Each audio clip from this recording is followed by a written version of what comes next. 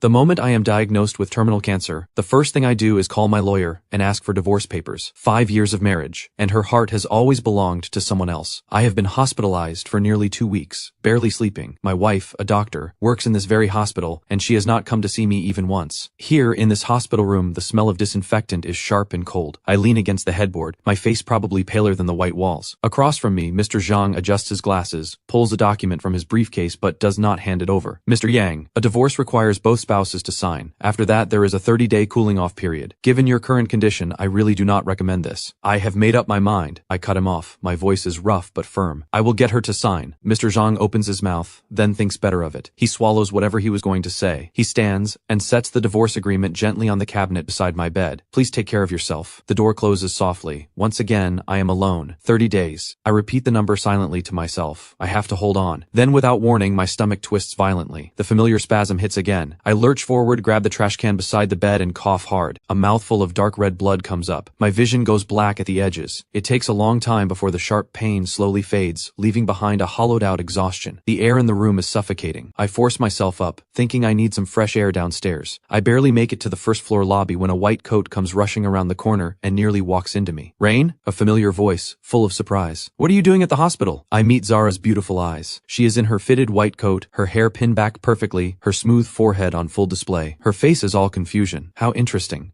I have been admitted to this hospital for almost 2 weeks, and my own wife Zara has no idea I am here, even though this is the hospital where she works. Something inside me stings, like a needle pushed in slowly, but I do not blame her. 5 years of marriage, and when did she ever truly care? It does not matter. I am dying anyway. There is no reason to keep tying her down. The one she loves was never me. I pull the corners of my mouth up, trying to make the smile look natural. Just here for a checkup. Figured I would get admitted while I am at it. Easier for the insurance. My voice comes out so calm, it even surprises me. Zara nods. Just as I expected, she does not ask anything more. She shifts her weight, clearly about to leave. Not a single word of concern. I laugh at myself inwardly, but still call out to her as she passes. Oh, by the way, the property transfer for the house. The last step needs your signature. I pull the divorce agreement from the folder I have been carrying, deliberately covering the title with my hand, and flip straight to the signature line on the last page, and hand it to her with a pen. Zara takes it. She frowns slightly. Years of professional habit make her instinctively sensitive to documents. She starts to flip back to read the earlier pages. Just as her fingertips are about to reach the previous page,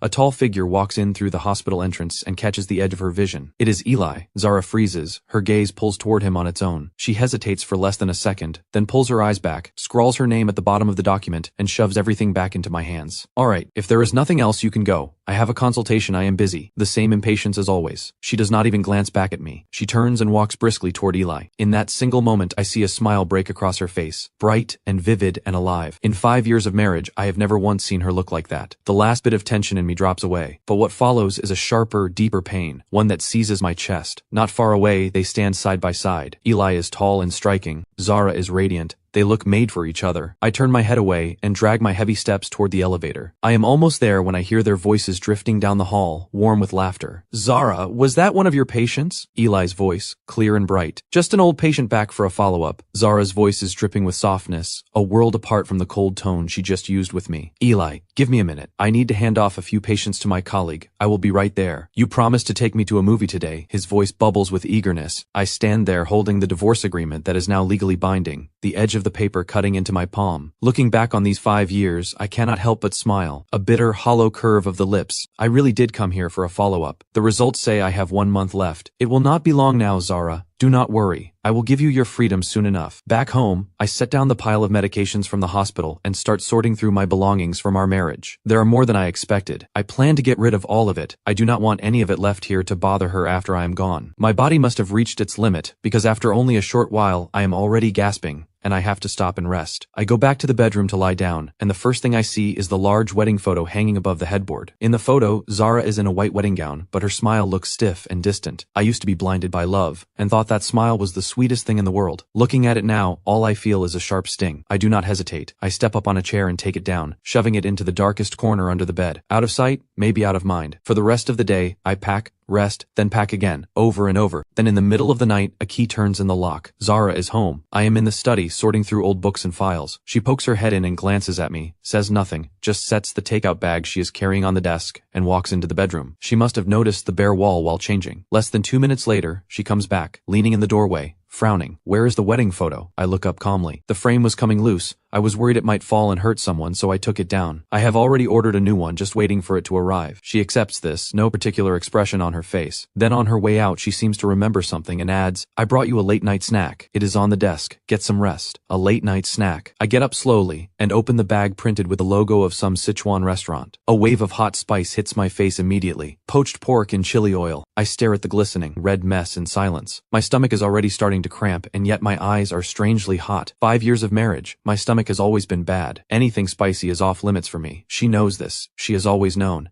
And yet something this basic has never once registered with her. In the past, even just to honor her gesture, to make her happy, I would have forced it down, but now my body is already falling apart. It cannot take any more punishment. I pick up the bag, carry it downstairs, and throw it away untouched. Then I go back inside and cook myself a small bowl of plain rice porridge. Starting today, I will not hurt myself for Zara's sake anymore. 5 years. I have lived for her for 5 years. This last month, it is finally my turn to live for myself. After finishing the porridge, my stomach settles. The night is deep now. Remembering the doctor's warning against staying up late, I head back to the bedroom to get some rest. Zara has already showered. She lies on her side of the bed, her back to me, breathing steadily, as if asleep. On every other night, whenever we shared a bed, I would reach out by habit, wrap my arms around her from behind. She never pulled away, but she never held me back either. Tonight, I do not move. I face away from her too. An invisible wall runs between us. After a few minutes, Zara's voice comes from behind me, faintly puzzled, cutting through the quiet. Not going to hold me tonight? My body goes still for a second. Then I make up an excuse. Kind of tired. Let us just sleep. She makes a small sound of acknowledgement and goes quiet. I hear her shift behind me. She has probably turned back over. I think the night will pass quietly. But not long after, Zara clicks on the bedside lamp and sits up. Oh, right, she says, rubbing her eyes, voice thick with drowsiness. That contract you had me sign today. Let me take a closer look at the terms. I want to make sure nothing is off. The contract? My whole body goes rigid. My heart slams against my ribs. You really want to look? I turn to face her. In the dim bedroom light, her face is slightly blurred. I feel a wave of panic rise up that I cannot suppress. Not because I'm afraid she will refuse the divorce once she knows. At this point, I know better than anyone that a divorce might be a relief for her. It is just this thin disguise of a property contract. The last pathetic shred of dignity I have left in this marriage. I do not want to tear it away in front of her. What is wrong? She must have caught something off in my tone. Her brow knits slightly. Nothing. It is too late to hide. I throw back the covers, go to the study, pick up the divorce agreement, come back, and hold it out to her. The cold paper touches her fingertips. She takes it, fingers pinching the cover, about to open it. And then, in that exact moment, the phone on her nightstand screen lights up, and the sharp ringing shatters the silence of the room. Zara glances at the screen on reflex. The next second, she tosses the unopened agreement aside without a second thought and grabs the phone. She answers, and her voice becomes something I have never heard from her before, tender and full of concern. It is so late. Why are you calling all of a sudden? The background on the other end is noisy, muffled music, a man's voice underneath. Zara, I feel awful. I drank too much, and I cannot make it home. Can you come be with me? It is Eli's voice.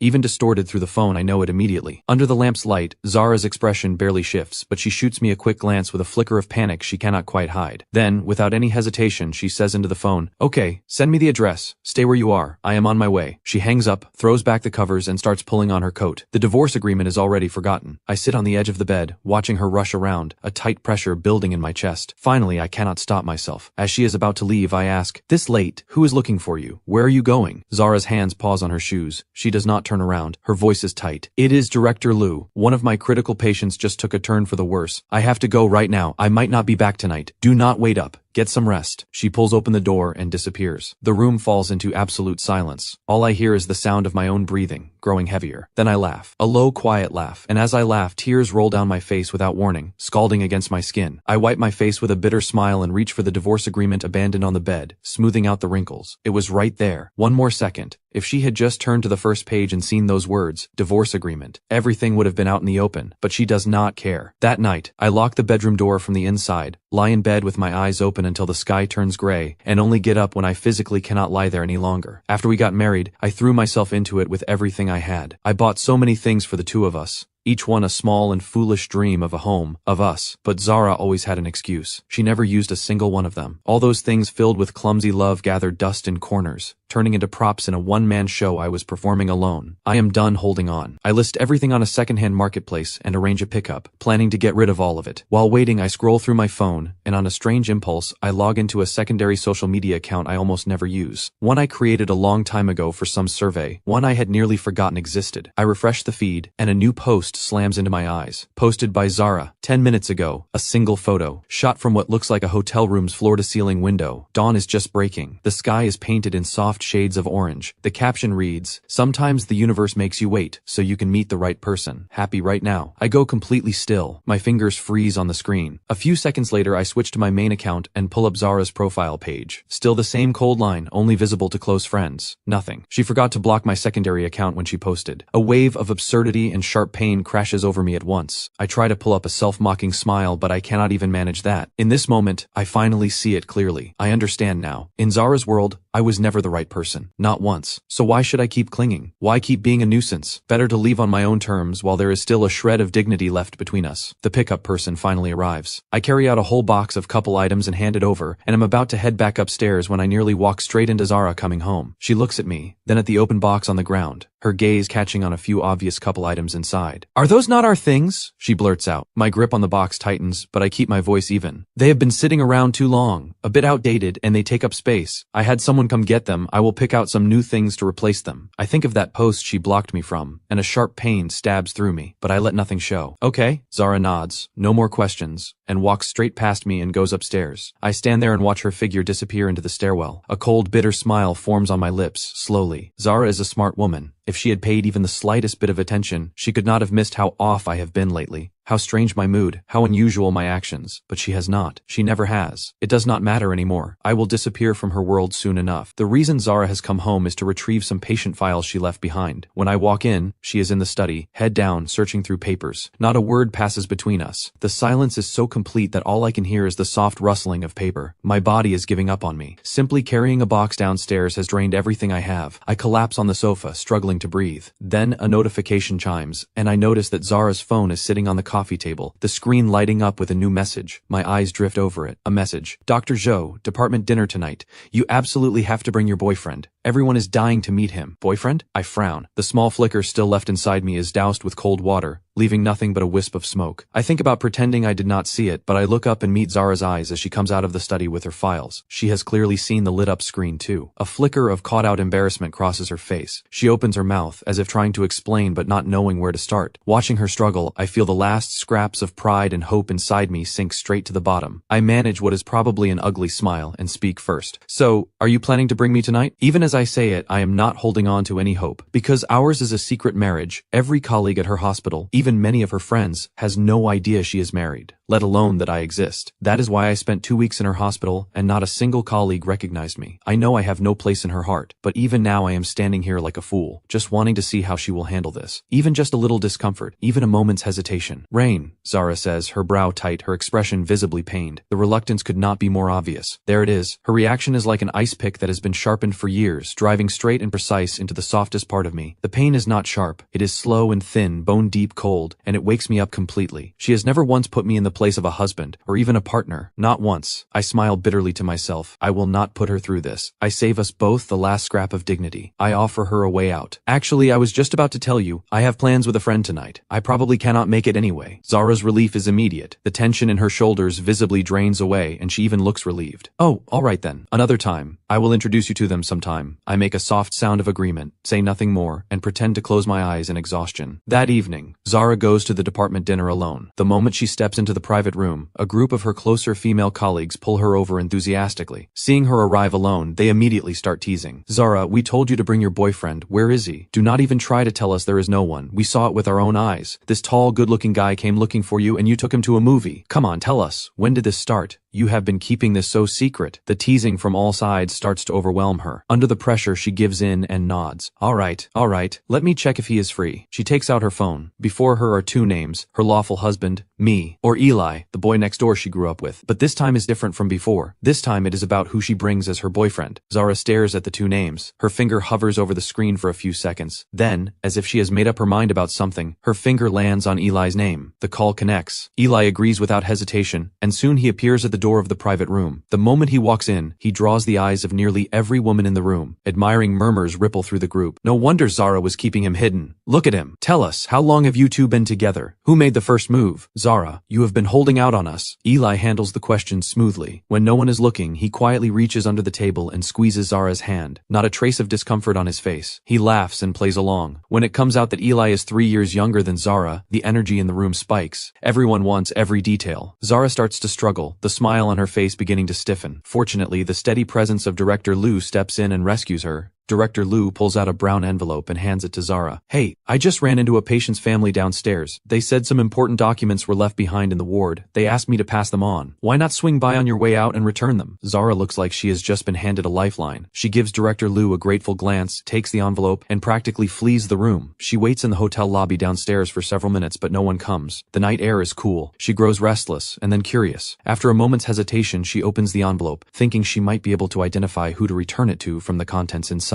There are 2 documents. One is a copy of medical records. She skims it quickly. Diagnosis: terminal cancer. The second is a voluntary asset waiver tied to a divorce. How devastating, already at the terminal stage and still going through a divorce, giving up everything willingly. For some reason, something drops in Zara's chest. A vague, shapeless unease creeps in. She reaches instinctively to put it back, then stops. She wants to see the patient's name. Just as her fingertips are about to reach the name field, a bony, slightly pale hand reaches in from the side and presses firmly down on the records. The envelope is pulled away. Excuse me, these are mine. Zara draws back her hand, looks up to explain, and freezes completely the moment she sees who it is. Her voice cracks. Rain, why is it you? Her eyes go wide. Her gaze darts between my face and the envelope in my hand. A terrible thought rushes up inside her and her voice begins to shake. Those medical records are yours. That asset waiver is yours too. Rain, what are you doing? Shock and suspicion fill her voice. But underneath, if you look closely, there is a trace of something like panic and something like care. I meet her eyes and work to keep my voice steady. They are not mine. They belong to a friend of mine. He does not want to be a burden to his wife, so the truth is, I never expected to run into her here, and I definitely never imagined she would stumble onto both the terminal illness and the divorce I have been hiding so carefully. For a moment, an almost absurd panic rises up in me. Really? Zara narrows her eyes and stares at me, as if trying to find the lie on my face. She catches the brief flash of unease, the pallor. She is not convinced. She reaches out to take the asset waiver again, wanting to see for herself. I watch her hand reach toward me. I feel nothing but bitterness. I do not even bother stopping her anymore. I just slowly close my eyes and wait for the truth to come out. But the confrontation I am waiting for never comes. A familiar male voice rises beside her, and an arm wraps naturally around Zara's waist. Zara, why did you come all the way down here? Everyone is waiting for you. Eli leans in close, easy and familiar. I open my eyes. I see not just Eli's easy intimacy, but the panic that flashes across Zara's face at being caught. She instinctively tries to pull away from Eli's arm, tries to say something to me, but with Eli right there, she cannot bring herself to acknowledge what I am to her. Against her panic, I am strangely calm. I glance briefly at Eli, take back the waiver, and speak with cool politeness. I have got the documents. Thank you, Dr. Zhou. My friend is waiting for me. I will leave you to your evening. I do not look at either of them again. I turn and walk away. Driving home, my chest feels packed with soaked cotton. Heavy, suffocating. My mind keeps replaying the scene over and over. Eli's arm around Zara's waist. Zara going rigid for just a second, but not pulling away. As her husband, I should be furious. But maybe because this kind of dismissal played out too many times in the past 5 years, my heart has gone numb. No fierce grief. Only endless exhaustion and cold, pressing down until even breathing feels like effort. I spent so long loving alone, pouring everything into it, stumbling forward in a daze. And now this 30-day cooling-off period, this choice to let go, feels like an eternity. Every single minute is agony. The window is open. Night wind howls through, stinging my eyes, blurring my vision. Without realizing it, 2 cold streams run down my face. I reach up and wipe them. Tears. Pathetic. Before the ache in my chest even settles, my body sends up an alarm of its own. A terrifying cramp starts to build in my stomach, tightening in waves. Here it comes. Without any warning, the pain explodes through every part of me. It floods my entire body at once. Cold sweat breaks out across my forehead and runs down fast. My hands on the steering wheel begin to shake beyond my control, knuckles white. The doctor was right. The body does not lie. Mine is probably grieving alongside me, feeling the injustice on my behalf. I let out a hollow laugh and use every last ounce of strength to try to pull the car over, but my body is so weak that even the strength to keep my foot steady on the brake is draining away fast.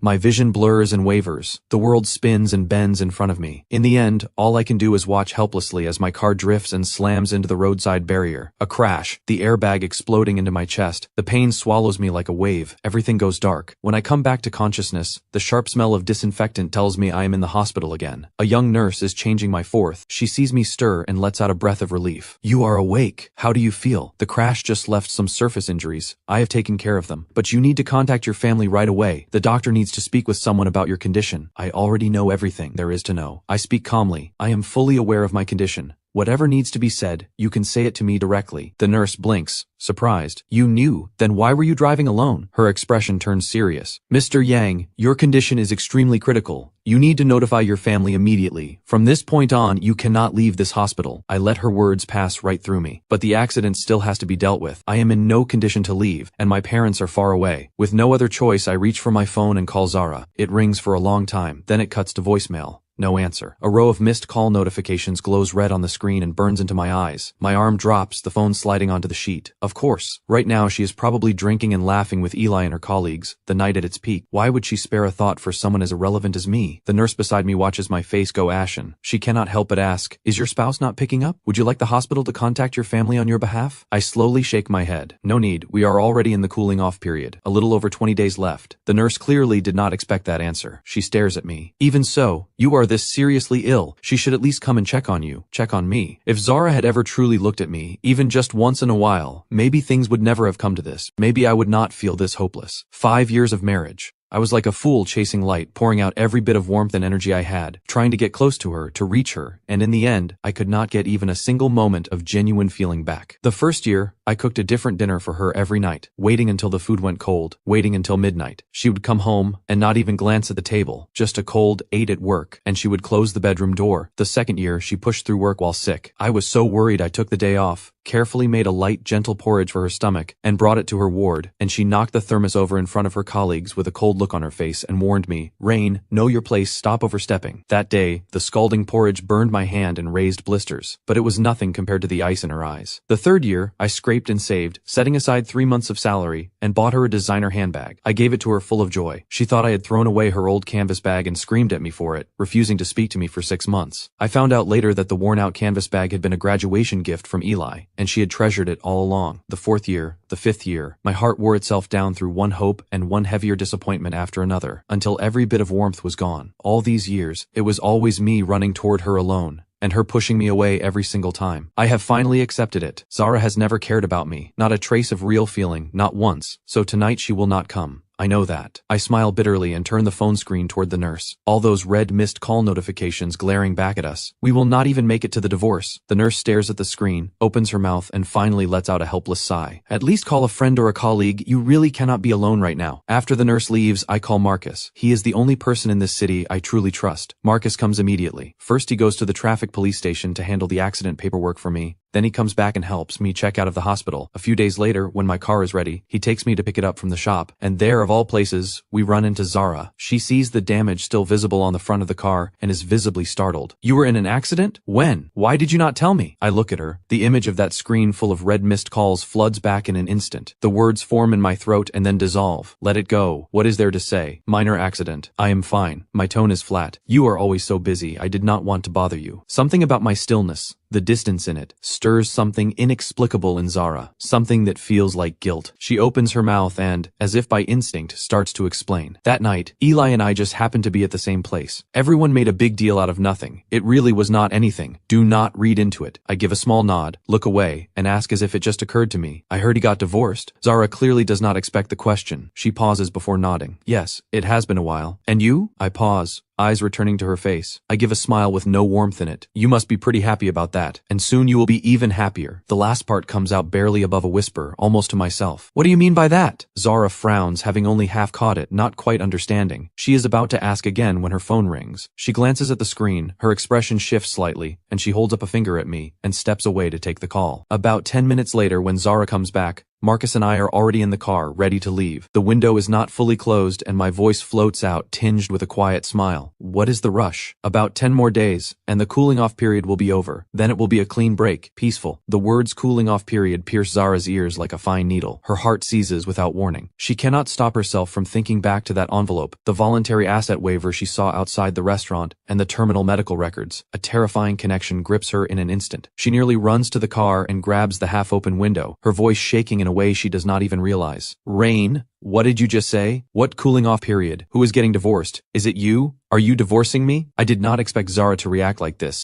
I did not expect her to come running at me with questions. Facing those eyes that seem to cut straight through every wall I have put up, I feel a flash of guilt and panic, but I force myself to steady. Almost by instinct, I gesture toward Marcus in the passenger seat. It is not me. I look away, keeping my voice as natural as I can. It is Marcus. He is going through a divorce. I give Marcus a quiet look. Marcus freezes for a moment, then catches on, and forces himself to hold Zara's scrutinizing gaze, nodding awkwardly. That is right, I am the one getting divorced. It is a whole mess at home. Marcus's voice comes out stiff. For some reason, hearing this answer, something in Zara uncoils, but then the image of those medical records surfaces again in her mind. She turns her searching gaze on Marcus, looking him over carefully. With the trained eye she has developed over years as a doctor, she can see that while Marcus looks a little worn, his color is healthy, his energy decent. He does not look anything like someone living with a terminal illness with little time left. Her suspicion does not ease, it deepens. Your illness? She stares at Marcus, her tone pointed. Marcus glances at me again, catches my look and has no choice but to keep going. Oh, right, there is a health issue. I just do not want to be a burden to my family, so that is why. Even so, Zara's doubt does not ease at all. Her eyes are full of disbelief. I am afraid that if she pushes further, everything will unravel. I cut in, letting a careful weight and weariness into my voice. Enough. Zara, you are a doctor. You should understand how someone could feel this way. Sometimes letting go is a relief for everyone. I pause, then deliberately steer the conversation away. Actually, that day at the hospital, I was just there with him for some tests. I was going to ask if you could take a look while we were there, but you were so busy, and you had a friend there. I did not want him to bother you. At the mention of that day, Zara's gaze flickers visibly, a flash of guilt. Eli had come to see her that day, and she is not sure if I am hinting at something or whether I saw something. I see. Her thoughts are scattered. She instinctively avoids my eyes and her tone becomes perfunctory. Well, if your friend has any discomfort at all, he should come in for a proper checkup. Do not wait too long. In her flustered state, she wraps up the topic with a quick piece of advice and moves on. I may have gotten through it for now, but I feel no relief because I know exactly what is going through Zara's mind right now. She does not actually believe Marcus's story. She is just afraid I will press her about the day she was with Eli, afraid I will uncover what is between them. With the sharp eyes she has spent years developing as a doctor, if she had looked even a little more closely, she could have easily seen it in my face and the way I carry myself. So much worse than Marcus, not even close. That gray, hollowed look that only belongs to someone who is truly sick. But the moment Eli is involved, her reason and judgment vanish completely. I suppose that is what it looks like when you are completely hopelessly love-brained. I watch Zara standing by the car, glancing at her phone again and again. I already know what is coming. She is about to find an excuse to leave. Sure enough, less than a minute later, her phone buzzes. She looks at it and immediately turns to me. There is a critical patient in the emergency room. Director Liu needs me back right now. Rain, you just had an accident. You really should not be driving alone for a while. Maybe it is guilt from the lie she just told. Maybe it is something in my pale face she cannot quite ignore. Either way, before she leaves, she adds something she rarely ever says. Something that almost sounds like care. If you ever need a ride, just let me know. I will take you. I look at her. Nothing stirs in me. If anything, it almost seems funny. But something moves me to say, against all reason, sure. In about 3 days I have a work trip, company arranged. You can take me to the airport. Zara stops mid-turn, as if she genuinely did not expect me to take her up on it. She looks back at me. Meeting my calm, unreadable gaze, she hesitates for 2 seconds, but still nods. Okay, 3 days from now, got it. And then she drives off in a hurry. 3 days later, I wait from morning until dusk, then from dusk until deep into the night. Outside, the city lights up, neon signs glowing, the night just getting started. The noise of the city night is only beginning, but the person I am waiting for never comes. I stand on the balcony, staring at the empty parking space below. My heart is completely still. I already knew this would happen. Did I not? Maybe I was even quietly hoping for it, so that whatever was left of that ridiculous, pathetic feeling inside me could finally die completely. I take out my phone, log into the secondary account, and refresh the feed. Zara's profile picture is right there at the top. No caption, just a short few-second video. I tap it. The background is a beach at night. The deep blue sky is bursting with fireworks, one after another, so brilliant they light up the entire sea below, and at the center of the frame, a man's profile is traced in vivid light, his face tilted up toward the sky, a brilliant smile on his face. It is Eli. The video is short. It ends quickly.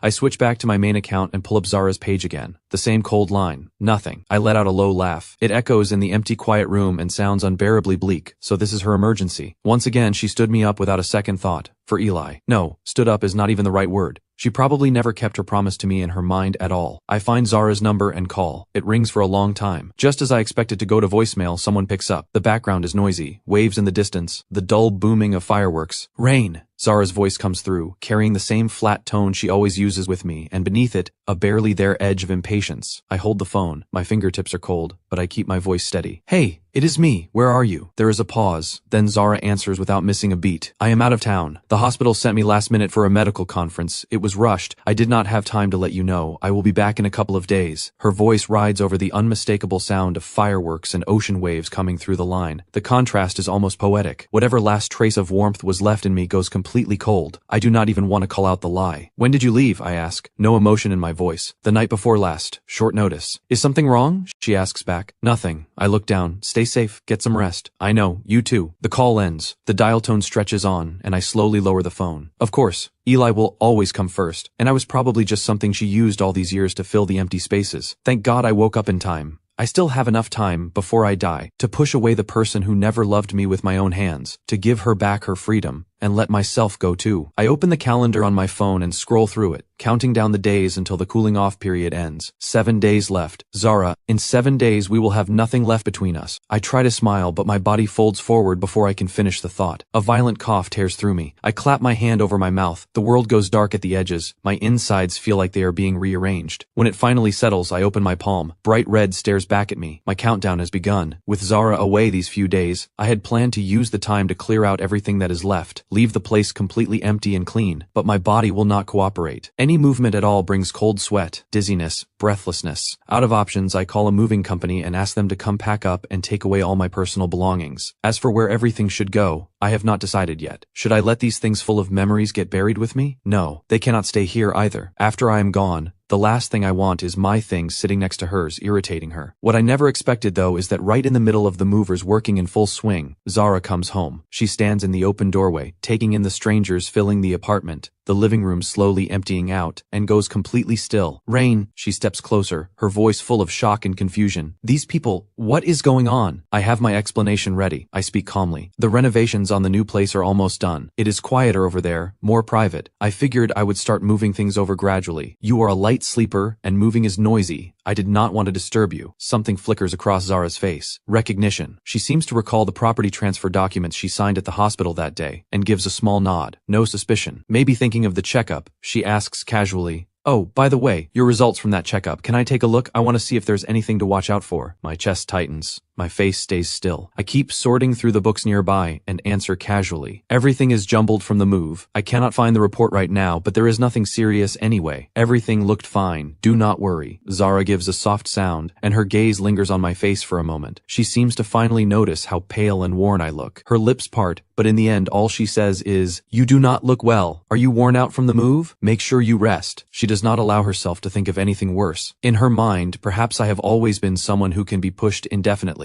Someone who could never be seriously ill. I know, I say, and go back to sorting. Zara does not leave. She stands in the living room, looking a little lost. She watches the movers carry out box after box. Then she notices something and asks, puzzled, "How come they are only taking your things? Should mine not go over too?" My hands pause. I do not look up. "Let us start with mine. A lot of your things are personal, and I do not know what you would want to bring and what to leave. Better to wait for you to decide yourself. Ever since 2 years ago when I accidentally touched that drawer and set off 6 months of silence between us, Zara made the boundary very clear. Her things are off limits to me." A few seconds of silence. Zara must be thinking of it too. A flicker of discomfort crosses her face. She does not push further. Instead, she looks around the emptying living room, almost wistfully, or maybe just filling the silence. It feels strange with so much gone all at once. Takes some getting used to, though I suppose it does make the place feel more open. I make a quiet sound of agreement, manage a thin smile, and say nothing more. After the last of it is gone, I follow the movers downstairs and watch them load the boxes onto the truck. Before they leave, I slip one of them a piece of paper with my parents' address back home. I am not going home to die. In these last moments, I want to be alone, quiet, but I am still their son. I cannot leave them with nothing to hold on to. These old things, let them be the last thing I leave behind for them. I watch the truck drive away, then turn around, and am surprised to find Zara standing at the building entrance, watching me quietly. "Why did you come down?" I ask. She seems a little dazed herself. She hesitates. "No reason, just came to see. Want to take a walk?" I am genuinely surprised. Zara is asking to take a walk with me. In 5 years, this has never happened once. Rare as it is, I am exhausted, but I do not say no. I am walking anyway. We move side by side along the quiet path through the complex, neither of us speaking. The air between us is a little awkward. We have barely taken a few steps when someone rounds the corner ahead. It is Eli. Time seems to stop. The next second, Zara pulls her arm away from mine like she has been shocked, and instinctively steps sideways, putting distance between us. Her face shows a flicker of unmistakable panic. She looks at me, then at Eli, lips parting, but no words come. What are you doing here? She finally turns to Eli, her voice slightly strained. Eli's eyes rest on me for a moment, studying, then shift to Zara. His smile does not change. Just said hi to a friend nearby. She knows you live in this complex. She has been saying since graduation she wanted to come visit, but never got the chance. Today she happened to be nearby, so she thought she would stop by and surprise you. The words are for Zara, but his eyes keep drifting back to me, subtle and deliberate. Zara, who is this? He asks me politely, but his eyes carry a sizing up and curiosity that only another man would notice. He recognizes me. He has seen me at the hospital and outside the restaurant.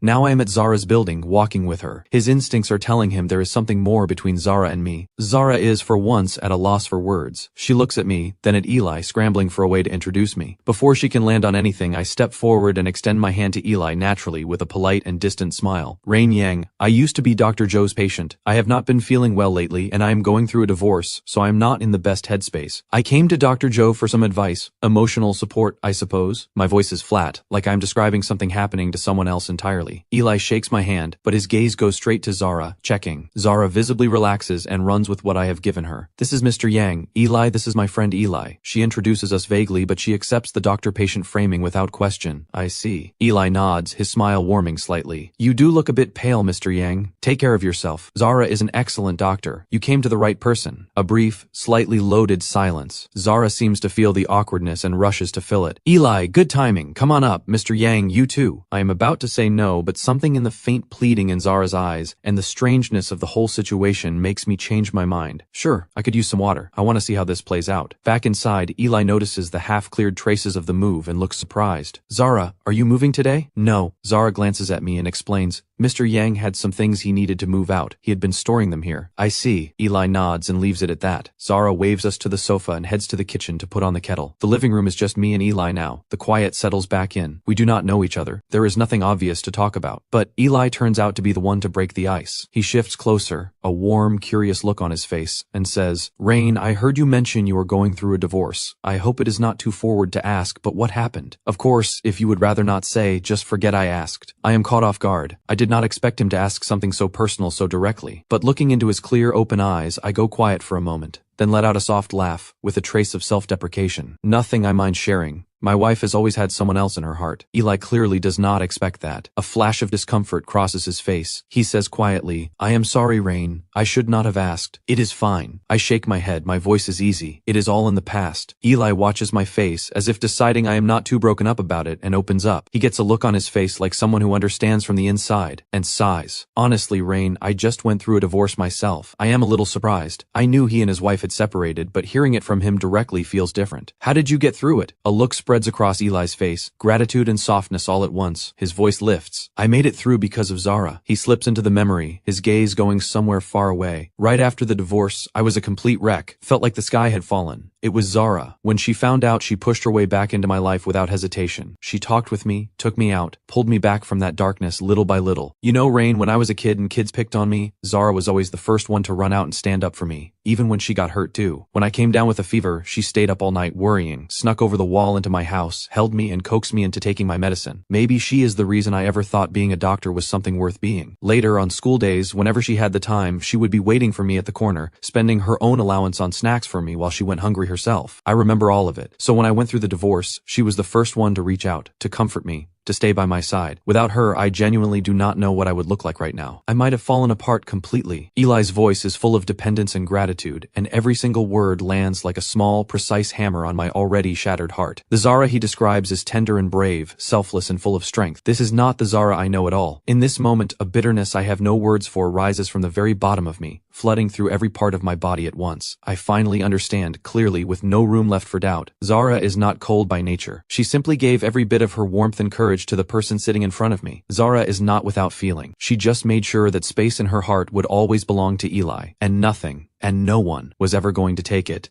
She finally gets everything she ever wanted, and as I piece it all together, I almost want to laugh, partly because I'm finally free, and partly because the person I used to be was just so pathetic. She never had a single thought to spare for me, yet I fell for her like a fool, and stayed that way for years. I poured my heart and soul into her, nearly lost my life doing it. Was it worth it? Rain, you damn well deserve this. Eli sees the stillness on my face and probably thinks he struck a nerve, that I understand him. The way he looks at me now carries a warmth, like he's found a kindred spirit. After a long hesitation, Eli lowers his voice and asks the question he's been burying deep inside. Rain, I feel like you get me, so I want to ask you something. Do you think Zara and I have a chance? Could we actually be together? The question hits like an ice-cold arrow, piercing straight through the last shred of composure I have left. I look into Eli's eyes, full of hope and nervous energy, and feel everything at once. The absurdity of this moment nearly swallows me whole. I glance around the half-empty living room, where furniture and decorations I once carefully chose used to fill every corner. Now it's a blank space, waiting to be claimed by someone else. I take a slow, deep breath. With a calm that borders on cruelty, I give him a genuine answer. Honestly, I don't know Zara that well, but hearing you talk about her today, I think she really is someone worth holding on to. If your heart already has an answer, if you both feel the same way. I pause, pushing past the sharp ache in my chest. Then I support you. Go after what you want. Eli's eyes light up instantly. The look he gives me is pure gratitude, like a weight has been lifted. Thank you, Rain. Seriously, thank you for understanding. Just then Zara comes out carrying freshly brewed tea. Tea's ready, come have some. A subtle, uneasy silence falls over the room. Everyone seems lost in their own thoughts, making small talk just to fill the quiet. As evening creeps in, Eli brightens up. Rain, come grab dinner with us. My treat. Think of it as a thank you for talking me through this. Before I can respond, Zara, who's putting on her shoes by the door, goes completely still for just a moment. She glances back at me, her expression unreadable, something unsaid hovering on her lips. I understand immediately. Of course. Why would she want her soon-to-be ex-husband sitting between her and the person she cares about? I smile quietly and stand up. I'll pass. Things have been hectic lately. I'm worn out. Just want to head home early and rest. You two go ahead. Have fun. Eli tries to insist, but Zara moves first. She presses the car keys into his hand and practically steers him out the door. Eli, go wait for me in the car. I need to go over some medical follow-up with Rain real quick. Her tone leaves no room for argument. The door closes, and the apartment suddenly holds only the two of us. The silence is suffocating. I can hear my own slow, heavy heartbeat, and her slightly unsteady breathing. Facing me, that familiar look of helpless panic crosses Zara's face again. She opens her mouth, searching for words, trying to explain what just happened, to explain her and Eli. You don't have to make this awkward. I speak first, my voice completely flat. We agreed before the wedding to keep the marriage secret. I gave you my word, and I'll keep it. Your friends won't hear it from me. I say it like I'm reading from a document that has nothing to do with me. Zara blinks like she didn't expect that. The tension in her face softens, replaced by something complicated, gratitude mixed with what might be a trace of guilt. Rain, thank you. She says it quietly, her fingers twisting the hem of her shirt without thinking. Just give me a little more time. I'm getting used to this, the secret marriage thing. When the moment is right, I'll tell everyone that you're my husband. She gives me another promise. She sounds sincere, but my heart went cold a long time ago. After she leaves, I finally lose it. I lunge to the coffee table, yank out a few tissues and press them over my mouth. After a fit of coughing that tears through me, I open my hand. The center of the white tissue is bright red with blood. Zara, oh Zara, I don't even care anymore whether you ever tell anyone about us. 5 years of marriage and I have already burned through every last drop of hope I had. And now, I'm dying. There is no future you keep promising me. These last few days, I just want to live for myself, for once. I've barely cleaned up the blood when my phone buzzes. It's a message from Professor Chen, my closest mentor from college. Rain, October 13th is the school's 80th anniversary alumni reunion. Your old classmates have been asking about you. It's been so long. Hope you can come back and see everyone. Reading his message, something warm and painful stirs inside me. Back in college, I chased after Zara with everything I had and got nowhere. I fell into self-doubt and grief more times than I can count. Professor Chen was the one who pulled me back, again and again. He encouraged me, dragged me out of the dark. After graduation, life got busy and our contact faded. So much so that now, with my days running out, I almost forgot about him. Almost. I don't hesitate. I reply right away. Of course I'll be there, Professor. Wouldn't miss it. We exchange a few more lines, then the conversation ends. My sick body feels like a machine running on fumes. Just standing and talking for a little while, taking care of a few small things, leaves me completely drained. I wash up early and lie down. But tonight, Zara actually comes home, and earlier than usual. She's carrying a bag of takeout. The sound of the door wakes me. I look at the containers in her hand. No need to guess. Probably spicy food my body can't handle. She seems surprised to find me already in bed. Sorry, I didn't know you'd already gone to sleep. Did I wake you? It's fine. I shake my head, my voice rough from sleep. I get up to use the bathroom. When I come back, Zara is leaning against the headboard, scrolling through her phone. She suddenly looks up at me, like she's made up her mind about something. She speaks. Rain, haven't you always said you wanted to take a trip to the beach? Next month I can swap a shift. I'll take you. The offer comes out of nowhere. Is this her version of making it up to me? I don't care anymore. The cooling off period has only days left. I don't want complications, and I don't want to be tangled up with her any further. So I calmly shake my head and decline. Work's been busy. I can't get away right now. Zara stares at me, clearly taken aback. Confusion fills her eyes. After all, Ever since we met, I was always the one making plans, always the one reaching out. She was usually the one brushing me off or giving vague excuses. For once, she's the one who initiates. And I respond like this. She thinks it over and probably decides I'm still upset about Eli. The guilt inside her must deepen. Surprisingly, she doesn't drop it. She stays by my side and offers one alternative after another. A new movie, a trendy restaurant that just opened, even a concert. I turn them all down. I can't let her notice how sick I am, or how decided I already am about leaving. Finally, before she can suggest something else, I get there first. October 13th, there's an alumni reunion at my old university. Professor Chen asked me to come back. Do you want to come? My tone is flat, less like an invitation, more like a statement. Hearing this, Zara visibly relaxes, like she's finally found a way to make things right. She agrees immediately. No problem. I'll switch shifts that day. We'll go together. Now that we have a plan, the guilt on Zara's face eases a little. She lies down and her breathing soon turns slow and even, but I lie with my back to her, eyes open in the dark, staring at the blurred shapes on the wall. The digital calendar on the wall glows faintly, counting down in silence. The reunion is on the 13th. The 14th is when our 30-day cooling-off period officially ends. This reunion will probably be the last time Zara and I are ever in the same room. Maybe because I'm finally letting go, there's a strange lightness in my chest. I even manage a joke. I made a promise to Professor Chen. Don't you dare stand me up this time. Zara doesn't turn over. Her voice is thick with sleep. Relax, I won't. Go to sleep. It's late. The room falls quiet again. I smile softly, say nothing more, and close my eyes. Over the next few days, Zara doesn't come home. She's probably buried in work at the hospital, or helping Eli get through his divorce. I use the remaining time to pack up what's left of my things and ship them back to my parents. On the morning of the reunion, I dig out a casual outfit I used to wear in college. It hangs loose on me now, but the style still holds up. I comb my hair into something close to how I wore it back then, and grab the old camera I've had for years. Today, I'm saying a proper goodbye to a love that was never going to work. I'm just about to leave when the lock turns. Zara walks in. I'm genuinely surprised. This time, she actually showed up. We head downstairs together. She drives, windows cracked open, the cool early autumn air brushing across our faces. It's been a long time since I've let my mind go blank like this, just feeling the wind. My mood, surprisingly, isn't bad. Zara seems to catch the ease of it too.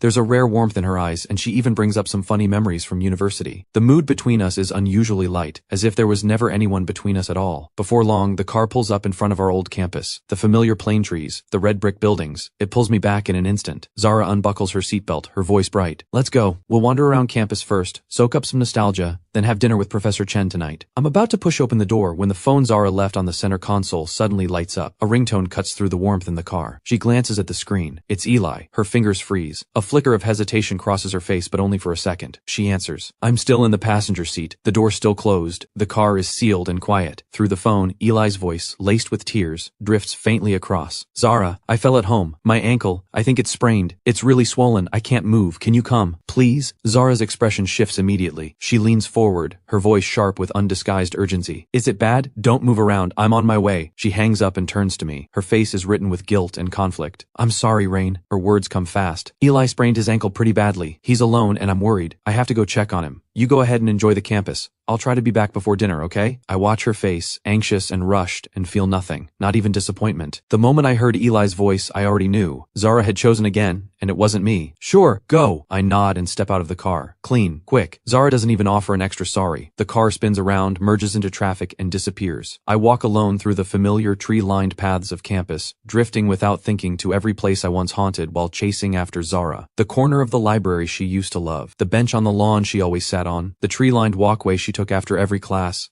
the back door of the gym where I once worked up the nerve to ask for her number and got shut down cold. I photograph every single one to keep as something to hold on to. Then I visit Professor Chen at the faculty residence. We talk for a long time. It feels good. He's still the same, warm and full of stories, always looking out for his students. But midway through the conversation, Professor Chen adjusts his glasses and takes a long look at me. His brow creases with concern. Rain, you don't look well at all. Are you overworking yourself? Your health comes first. Don't push through it alone. Something warm moves through me, and then something aching. Even a teacher I haven't seen in years can see at a glance how bad I look. But my wife, a doctor, Zara, when did you ever truly look at me? After dinner with the professor, I take a cab home alone. My phone buzzes on the way. I log into my secret account and check Zara's social feed. Sure enough, she's posted. No caption, just a short video. I tap it. It shows the living room at Eli's place. His ankle is swollen, wrapped in an ice pack. Zara's slender hands are carefully rubbing ointment over it. The camera shifts, turning to her own face. She puts a finger to her lips, then types, asking for urgent advice. Anyone know what to do for a sprained ankle besides ice and ointment? What actually helps with the pain and swelling? Need answers fast. Poor thing, poor thing. 2 heart emojis at the end, dripping with sympathy. In this moment, I think of the things Zara said just days ago. Her careful attempt attempts to make it up to me, and I laugh, softly, without meaning to. What was the point of any of that? Zara, in your heart, I have never once come before Eli. Not once, I am always last. But if you knew our marriage was about to be over for good, if you knew I was running out of time, would you feel even a sliver of regret? That question will never get an answer from Zara, and I stopped caring about it a long time ago. The cab passes Mr. Zhang's law office, and I ask the driver to pull over. I get out and go in. I push open the door to Mr. Zhang's office. He's sorting through case files. He looks up, clearly surprised, and stands right away. Mr. Yang, what brings you here? Are you doing okay? I'm fine. I take a seat across from him and get straight to the point. Mr. Zhang, today is the last day of the 30-day cooling-off period between me and Zara. I need to confirm something. After midnight tonight, does everything go through automatically? Is there anything else either of us needs to do? Mr. Zhang looks up, studying me from behind his glasses. My thin, haggard appearance seems to catch him off guard. He pauses for a few seconds before answering. Yes, Mr. Yang. Under the law, once the 30-day period ends, if neither party has filed a withdrawal at the Civil Affairs Bureau, then starting tomorrow, the marriage is automatically dissolved. He pauses. His voice softens, becoming careful and warm. Congratulations on taking this new step. I hope everything ahead of you is good. Everything. For someone whose life is already counting down to an end, that might be the simplest and most extravagant wish anyone could give. I thank him sincerely and leave. Back in the car. Finally, the long and exhausting story between Zara and me is almost over. This chapter cost me more than anything else in my life. The ending is messy, but at least it's an ending. All the way into the next afternoon, Zara still hasn't come home. Not a single message. I don't mind. I transfer the photos I took yesterday at the campus to a drive and take them to the print shop downstairs to develop. When I get them back, I sit at my desk and pick up a pen. On the back of every single photo, I write a few short lines. Each photo is a key that unlocks a flood of memories. Details I thought had long faded turn out to be carved into my bones. As I write, I almost admire the person I used to be. Then the moment comes. The cooling off period ends, and with it, the worst episode of coughing up blood since I got sick. I'm bent over the bathroom sink, heaving until the world goes dark and my vision flickers in and out, as if my body is trying to turn itself inside out. The physical pain is unbearable, but somewhere beyond it, my soul feels like it's quietly detaching. A strange, eerie relief. When it finally stops, I don't even have the strength to clean the sink. All I can do is turn on the tap and let the cold water wash the red away. I drag myself back to the living room, hand pressed against the wall. I switch the camera to video mode. I want to leave Zara one last message. Facing that cold lens, I try to speak, but the coughing keeps tearing through me. It racks me apart, forces tears down my face whether I want them or not. I must look like something barely alive, but I keep going, and I get through it. Zara, as you can see, I'm dying. I once sat and counted, and loving you has taken up nearly half my entire life. That's almost hard to believe, and yet here I am, having done so many stupid things because of it, giving everything I had. I tried, truly, but I'm sorry. I never made it in, so I'm letting go. With the time I have left, I'm giving you back your freedom. Go be with Eli, don't come looking for me. These last few days, I want to be alone. And Zara, I wish you well in this divorce. I hope you get everything you ever wanted. At the very end of the video, I force my face into something that might be a smile. Then I press stop. The clock hits exactly midnight. I find the divorce agreement, lay it beside the developed photos, set the camera on top of all of it, like sealing a ceremony. I look around the apartment I've lived in for 5 years. Quietly, I say, "Goodbye, Zara. Goodbye, Rain." Then I open the door and leave without looking back. I booked a flight back to my hometown. Before everything ends, I want to see my parents one more time, to spend a few days with them, and then set out alone to finish the journey I never completed. In the cab to the airport, I take out my phone and block Zara everywhere. Then I call my parents. "Mom, Dad, it's me. I have a long work trip coming up. It might be hard to reach me for a while. About Zara, she lost her phone, so she's unreachable for now. If you need anything, use my new number. Oh, and her old account, she probably won't be using it anymore. You can delete it so you don't bother her." I say all of this in a calm, even voice, spinning a lie full of holes. My parents on the other end seem a little confused, but in the end they choose to trust their son. That's that. Cut every thread that could lead anyone to me, and disappear in peace. Meanwhile, on the other side of the city, Zara stayed at Eli's apartment the whole night. By dawn, the swelling in his ankle had eased just enough, and he had finally fallen into a deep sleep. Only then does she drag herself home, exhausted. She checks the time. It's almost noon. It suddenly hits her that she stood me up again yesterday. She calls me on the way home, wanting to apologize, to explain, to ask how the reunion went. "The number you have dialed is currently unavailable. Please try again later." She calls over 20 times. Every single time, the same cold, automated voice. Zara's fingers tighten around the steering wheel. A nameless unease rises inside her. In 5 years of marriage, this is the first time she has ever been completely unable to reach me. She tries messaging me instead, and a bright red exclamation mark appears. Zara can barely believe what she's seeing. She hits the brakes and pulls over. She checks again and again. No mistake. Calls won't go through. She's been blocked. She thinks back to all the strange things I've been doing lately. Suddenly getting rid of our shared belongings. The early move, the pallor of my skin, how worn out I've looked, and that mention of the divorce cooling to off period at the law office. A terrible thought slithers up her spine like a cold snake. Her heart seizes with panic. Something important is slipping completely out of her grip. She floors the accelerator. The car tears back toward home. She shoves the door open. She stops cold. Everything that belongs to her is right where she left it, but every trace of me is gone, wiped clean, as if I was never here at all. Zara's heart slams against her chest. She rushes into the bedroom, throws open the wardrobe. My half is completely empty. The study, the balcony, the bathroom, not a single sign that I ever existed in any of it. She knows. I moved out. Everything gone. But wait, the new place. Zara grabs onto it like a lifeline and races to the apartment I supposedly bought. She uses her key, opens the door to absolutely nothing. Not even basic furniture, just cold walls and bare floors catching the pale daylight from the window. No sign anyone ever lived there. The property transfer, the moving company, all of it was a lie. The panic inside Zara is so thick she can barely breathe. Her mind goes blank. Sheer terror locks around her. She doesn't even know how she makes it back to the old apartment. She moves on pure instinct, checking every room, desperately hoping I'm just hiding somewhere, or that I've left something behind. Then she steps back into the bedroom, and her eyes land on the nightstand. Sitting there quietly, a stack of photographs, the old camera, and a document. The sight of that camera, so familiar, uncoils something in her chest. Okay, this camera is his most treasured thing. He always said it was where his love of photography began, a gift from his mother. It's still here. He can't have gone far. Maybe he just needed some air. She crosses the room like someone clutching a piece of driftwood, not even glancing at the document. She picks up the photos first. Yesterday's photos from the campus. She goes through them one by one, every place I walked alone. Looking at these scenes she knows so well, something complicated rises inside her. Guilt, and a faint quiet ache of something like missing. Then she finds the writing on the backs of the photos. She goes still, line after line, sentence after sentence, all about how clumsy and earnest my love for her once was, how she turned me down, how I quietly fell apart inside. Zara never knew any of this, never knew how many foolish things I did for her when she wasn't looking, how many tears I cried. Watching all those faded memories surface in this way, something hard inside her quietly gives way. Her eyes go red without her meaning them to. She thinks of the version of me that used to follow quietly behind her in college, eyes lighting up every time they found her face, the corners of her mouth lift in a smile that aches. "You idiot," she whispers, and sets the photos down. She picks up the camera, heart full of guilt and something close to hope. Maybe there are more photos of him inside, or something else. She powers it on. The screen lights up. The last saved file is a video with no title, recorded late last night. Something lurches inside her. With trembling fingers, she presses play. The screen fills with my face, a face so visibly, devastatingly sick.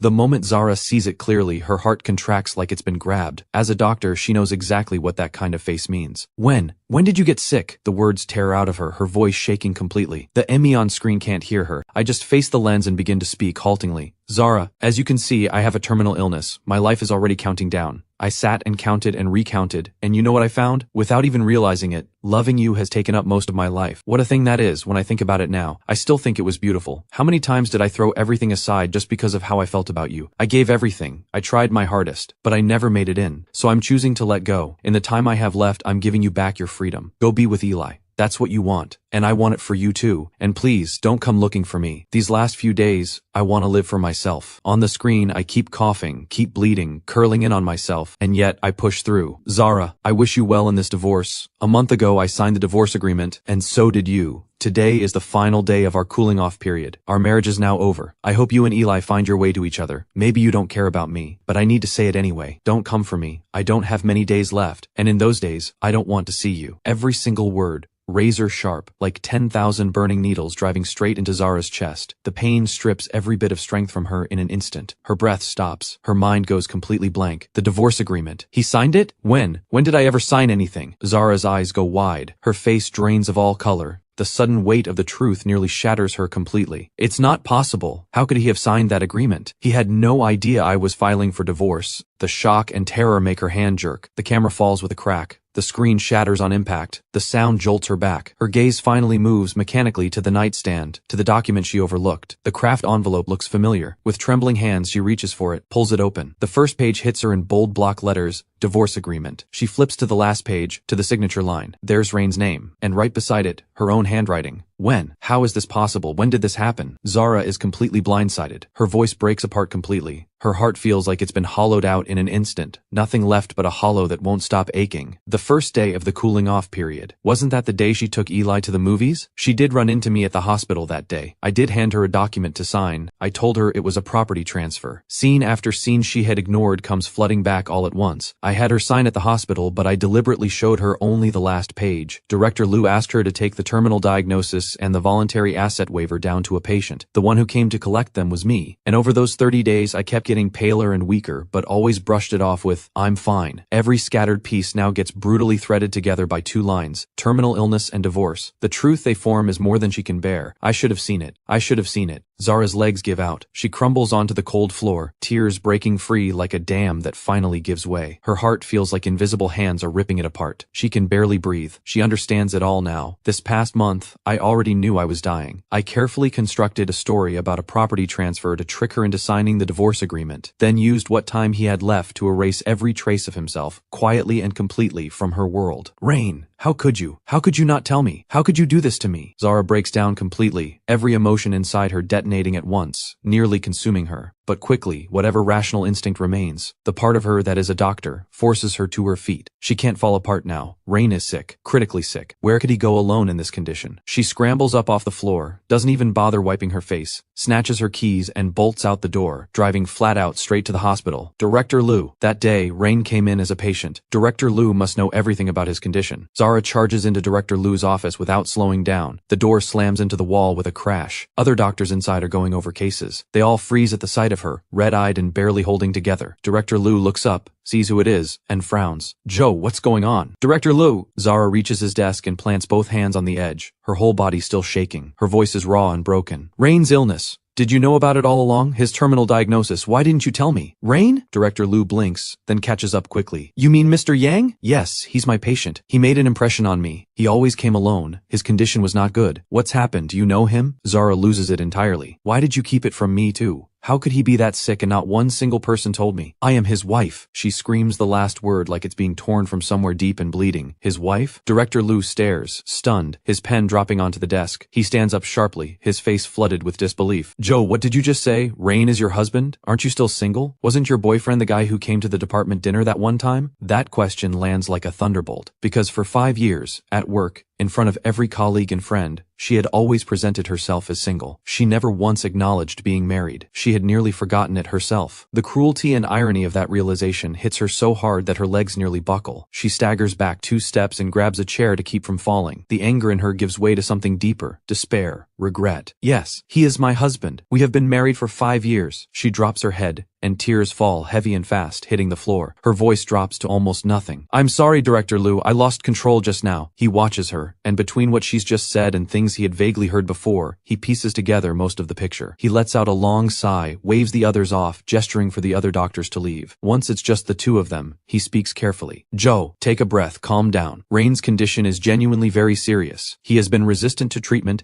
and his state of mind has been very dark." He also mentioned that he and his wife were in the middle of a divorce. Lou pauses, taking in Zara's pale face, choosing to leave some things unsaid. "Is there perhaps some kind of misunderstanding between you two? Given where he is right now, he shouldn't be alone." "A misunderstanding?" Zara laughs bitterly and shakes her head. The tears come harder. "No, there's no misunderstanding. This is on me. I lost him. I can't find him. He blocked me everywhere. He's gone." Director Lou thinks of Eli, who had been so close to Zara at that department dinner. He thinks of Rain, every time he came in alone, with that hollow, empty look like nothing in the world mattered. A sad picture takes shape in his mind. He knows better than to say more. He tries to offer comfort. "Don't panic just yet. Think carefully. You're the closest person to him. There has to be a way. And with his illness, maybe in these final days, he'll want to be near family." Family. Zara's head snaps up like she's grabbed onto something. Most terminal patients choose to spend their last days with their parents, but that thought is barely formed before. A second later, a deeper wave of pain and helplessness swallows it whole, because she realizes, with grief, that in 5 years of marriage, she doesn't have the contact information for a single one of my friends. Not my hometown address, not my parents' names, not their phone numbers. She never thought to care, let alone memorize them. What a joke of a wife she has been. What a failure.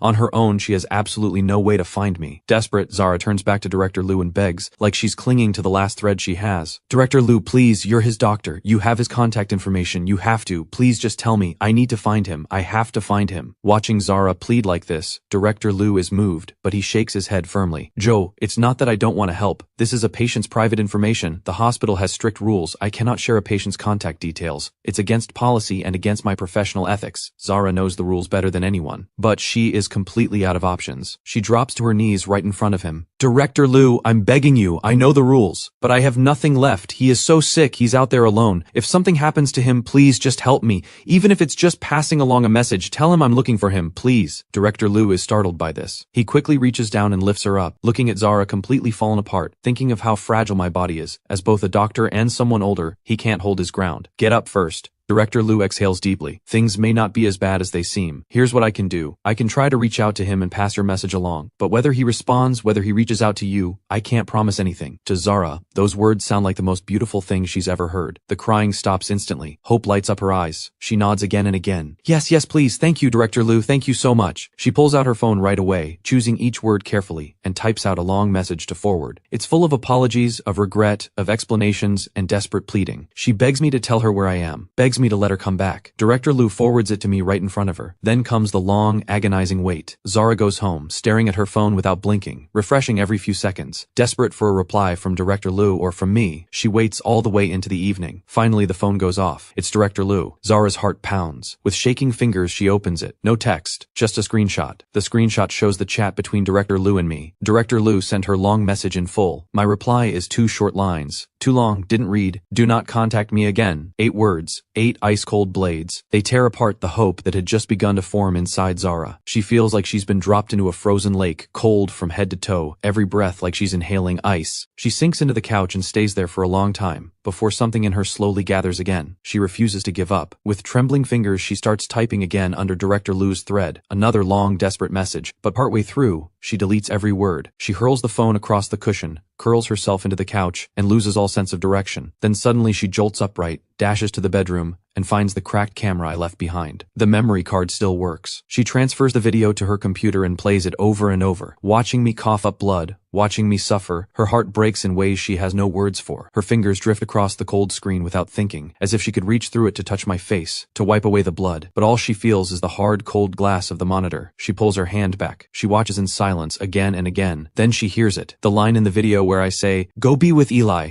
That's what you want." Zara holds her breath. Her heart races in a way she can't describe. But when did he find out? She always believed she had kept it so well hidden, at least around Rain, she had tried to keep her distance. She scrambles through her memories and lands on a specific day. I was walking downstairs with her, and we ran into Eli. She went to make tea in the kitchen. I was alone with Eli for a few minutes. Could it have been that Eli said something to her that day? But that was already near the end of the cooling off period. Even if he had found out something then, there's no way he could have had the divorce agreement ready that far in advance. Zara pushes her memory further back, to over a month ago. The day I came in for a follow-up and ran into her. The day I tricked her into signing the so-called property transfer. But by that day I had already prepared the divorce agreement, which means the decision to leave her had been made even earlier. But when exactly? Zara goes through our days together, one by one, most of them quiet and unremarkable. Nothing standing out, except for one. About a month before she tricked me into signing, Eli had just finalized his divorce and Zara was low. She called him out for drinks. They both got completely drunk. She barely managed to get Eli home, then stumbled back herself. That night, had she said something to me in that state that she shouldn't have? Revealed something about her feelings for Eli? The thought makes Zara's heart skip several beats. The color drains from her face. She doesn't sleep that night, replaying years of memories like a film that won't stop. For most of her early life, her world truly held only one person, Eli. She genuinely, deeply loved him. So much so that when he once casually mentioned wanting to become a doctor, she threw herself into her studies and got into medical school. But then Eli got married, and the bride wasn't her. It took her a long time to barely come to terms with that. She forced herself to bury those feelings, to see him only as a younger brother, as a childhood friend and nothing more. Then she met me. 5 years into the marriage, Eli's shadow had actually been fading, but I hadn't really taken his place either. After all these years of knowing me, she always felt something complicated toward me, but never that spark, never that rush. She told herself that marriage didn't need that. That responsibility and routine could hold things together.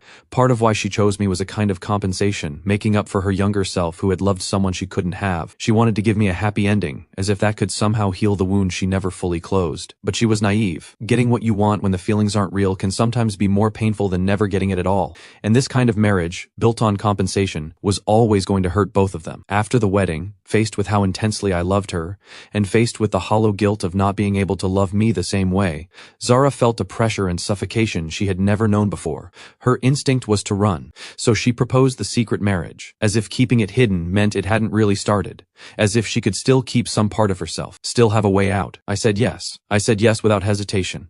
And so, Zara stepped into marriage in a haze of avoidance and wishful thinking, clueless and selfish. In the 5 years that followed, she never once reached out to Eli on her own. Every interaction came through mutual friends, through gatherings she couldn't avoid. After seeing him, when the feelings got complicated, she would write something like a diary entry, never intending for anyone to read it. It was more like a way of processing herself, a ritual of letting go of the past, and a reminder to herself of the present, a reminder that someone worth holding on to was right beside her. But letting go is never simple. Over a decade of growing up together, certain habits of care had long since become instinctual. Her eyes would follow him without meaning to. Her tone would soften around him whether she wanted it to or not. Even knowing it was impossible, she genuinely wanted him to be happy. So when Eli hit rock bottom, she couldn't stop herself from showing up, from staying close, hoping he'd get back on his feet. She told herself it was just what friends do. These thoughts, buried deep, she never shared with anyone. She believed she had hidden them perfectly, but she forgot. Right beside her was someone who made her his entire world, someone who noticed every tiny shift in her mood, every small thing she felt. So her secret had never really been a secret at all. Every move she thought was innocent had been a blade to me, driving me deeper into despair each time, until this sudden, unavoidable divorce arrived, until Zara saw the signed agreement and the terminal diagnosis. She finally, far too late, understood that she had never been hiding anything. But what tears her apart now isn't just being tricked into signing. It's that I hid everything from her completely. Sick as I was, I never breathed a word to her until the very end. And the enormous lie I told her, disguising the divorce agreement as a property transfer, and the cold finality of it all, leaving without a word, cutting off every connection, not leaving her even one chance to hold on. But what makes her angriest, what hurts the most, is herself.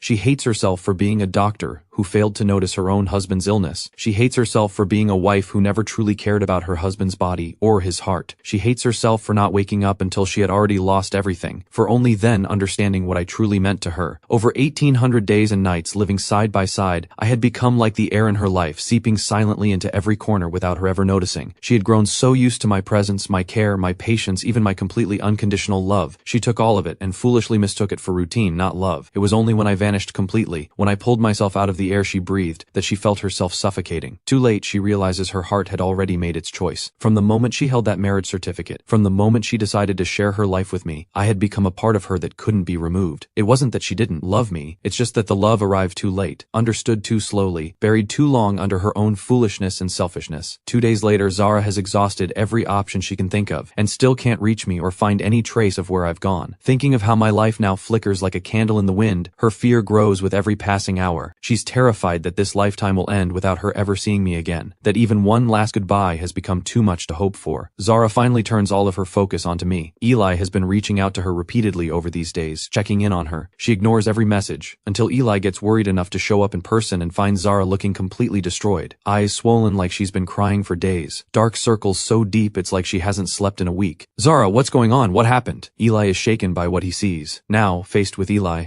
Zara looks at him with something impossibly tangled inside her. She understands everything now. It was her own indecision, her going back and forth, that hurt two people deeply. She can't keep stalling. Everything needs to be said. Eli, her voice comes out hoarse and rough. I have to be honest with you. I did have very strong feelings for you once, for a long time. Eli goes still, not expecting this. But, Zara takes a breath, looking him straight in the eye with a clarity and steadiness she's never had before. That was the past. Right now, in my heart, you are my little brother, my best friend, nothing more. The reason I've been ignoring you is because, she says my name, and her voice starts to shake again. Her eyes go red. I lost him, I hurt him, and now he doesn't want me anymore. Something dawns on Eli. His expression tightens. Rain, what exactly is he to you? Zara doesn't hesitate for a second. She answers word by word. He is my husband, We have been secretly married for 5 years. What? Eli staggers back a step, his face full of disbelief. You're married? So when Rain talked about the wife he was divorcing, that was you? In this moment, everything becomes clear to Eli. He's stunned into silence. Then a wave of regret and guilt, vast and overwhelming, crashes over him. That strange gut feeling he'd had, it was real all along. And all this time, without knowing it, he had become the person standing between a husband and wife. He should have seen it. The way Zara acted around me, the way I used to look at Zara. So many signs. But what he really can't forgive himself for is sitting in front of me and going on and on about his history with Zara, even asking me that awful question. That was pouring salt into an open wound he didn't even know existed.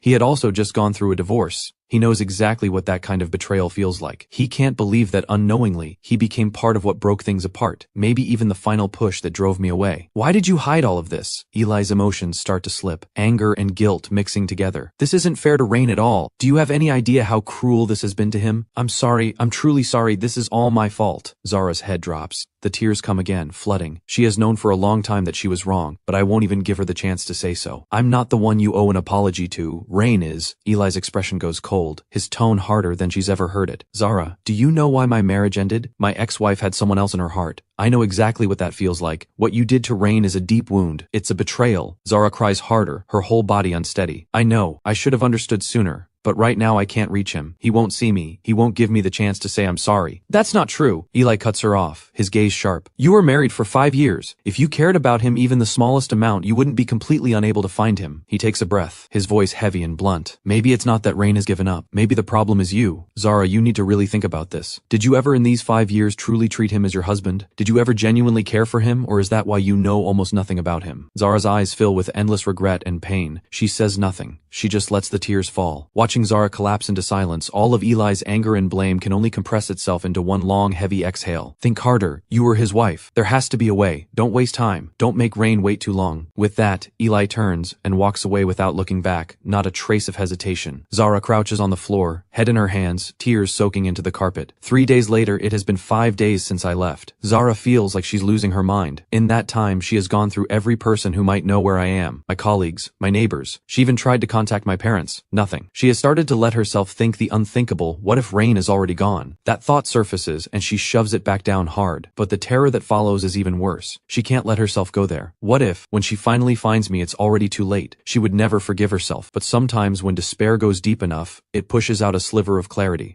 Zara goes to consult a lawyer. The answer she gets opens up the narrowest crack of hope. The lawyer explains that yes, once the cooling off period ends, the marriage is automatically dissolved. But to actually obtain the divorce certificate and fully complete the legal process, both parties must appear together at the Civil Affairs Bureau. If one party refuses, the other can file through the courts, but that takes time. Which means as long as she doesn't go to collect the certificate, or as long as she can make me come back to do it with her, then legally, we are not completely finished. She could use that as a reason to bring me back. With that thought taking shape inside her, Zara feels something refill in her, and she goes straight back to the hospital to find Director Liu. Director Liu, please, I need one more favor. Please tell Rain I agree to the divorce, but he has to come back. We need to go to the Civil Affairs Bureau together to get the certificate. Otherwise, I can't move forward and start a new life with Eli. Over these past days, Director Liu has stayed in contact with me, mostly checking on my health, while gently passing along Zara's growing panic and regret. Now, hearing what Zara is asking, Director Liu can barely believe what he's hearing. Joe, have you really decided this? You're choosing Eli, just walking away from the husband you've shared 5 years with? And he is currently. Director Liu doesn't finish. He doesn't need to. No, that's not it. Zara shakes her head quickly, her voice rushed and almost desperate. Director Liu, you've got it wrong. I've tried everything and I cannot reach Rain. This is the only reason that might bring him back. I've already told Eli the truth. We're just friends. The person I love has always been Rain. Please, just one more time. Let me see him. Let me tell him myself, face to face. Please. Director Liu looks at her, worn down and wrecked, but with a steadiness in her eyes he hasn't seen before. He thinks of everything she's gone through these past days, and he finally believes her. He sighs and agrees. Meanwhile, back in my hometown, I've packed a small bag and am getting ready to set out on the farewell journey I planned. These past few days I've been with my parents, doing my best to make them happy. They've sensed something is wrong with my health. With my vague explanations, they've assumed I'm just burned out from work and need some rest. They're reluctant to see me go, but they respect my choice, only asking me again and again to please take care of myself. I've just arrived at the train station when my phone buzzes. A message from Director Liu. Rain, Dr. Joe asked me to pass this along. She agrees to the divorce, but she insists you need to come back in person. Both of you need to go to the Civil Affairs Bureau together to make it official. She says otherwise she has no way to move forward with Eli. I read it, pause for a moment, then understand. She's in a rush to be with Eli. That's why she needs the certificate so urgently. Fine, I'm already on my way out anyway. Going back once to tie everything up cleanly, to give her what she needs to move on, also closes a chapter for me. I don't feel hurt, just the quiet relief of something finally settling, though I still have no desire to see her. I make a separate call to Mr. Zhang to confirm the details. He confirms everything. I hang up, resigned. Fine then. One last trip back. A clean ending. I cancel my original ticket and rebook for the city. One thing worth noting, my body has held on longer than the doctors initially predicted.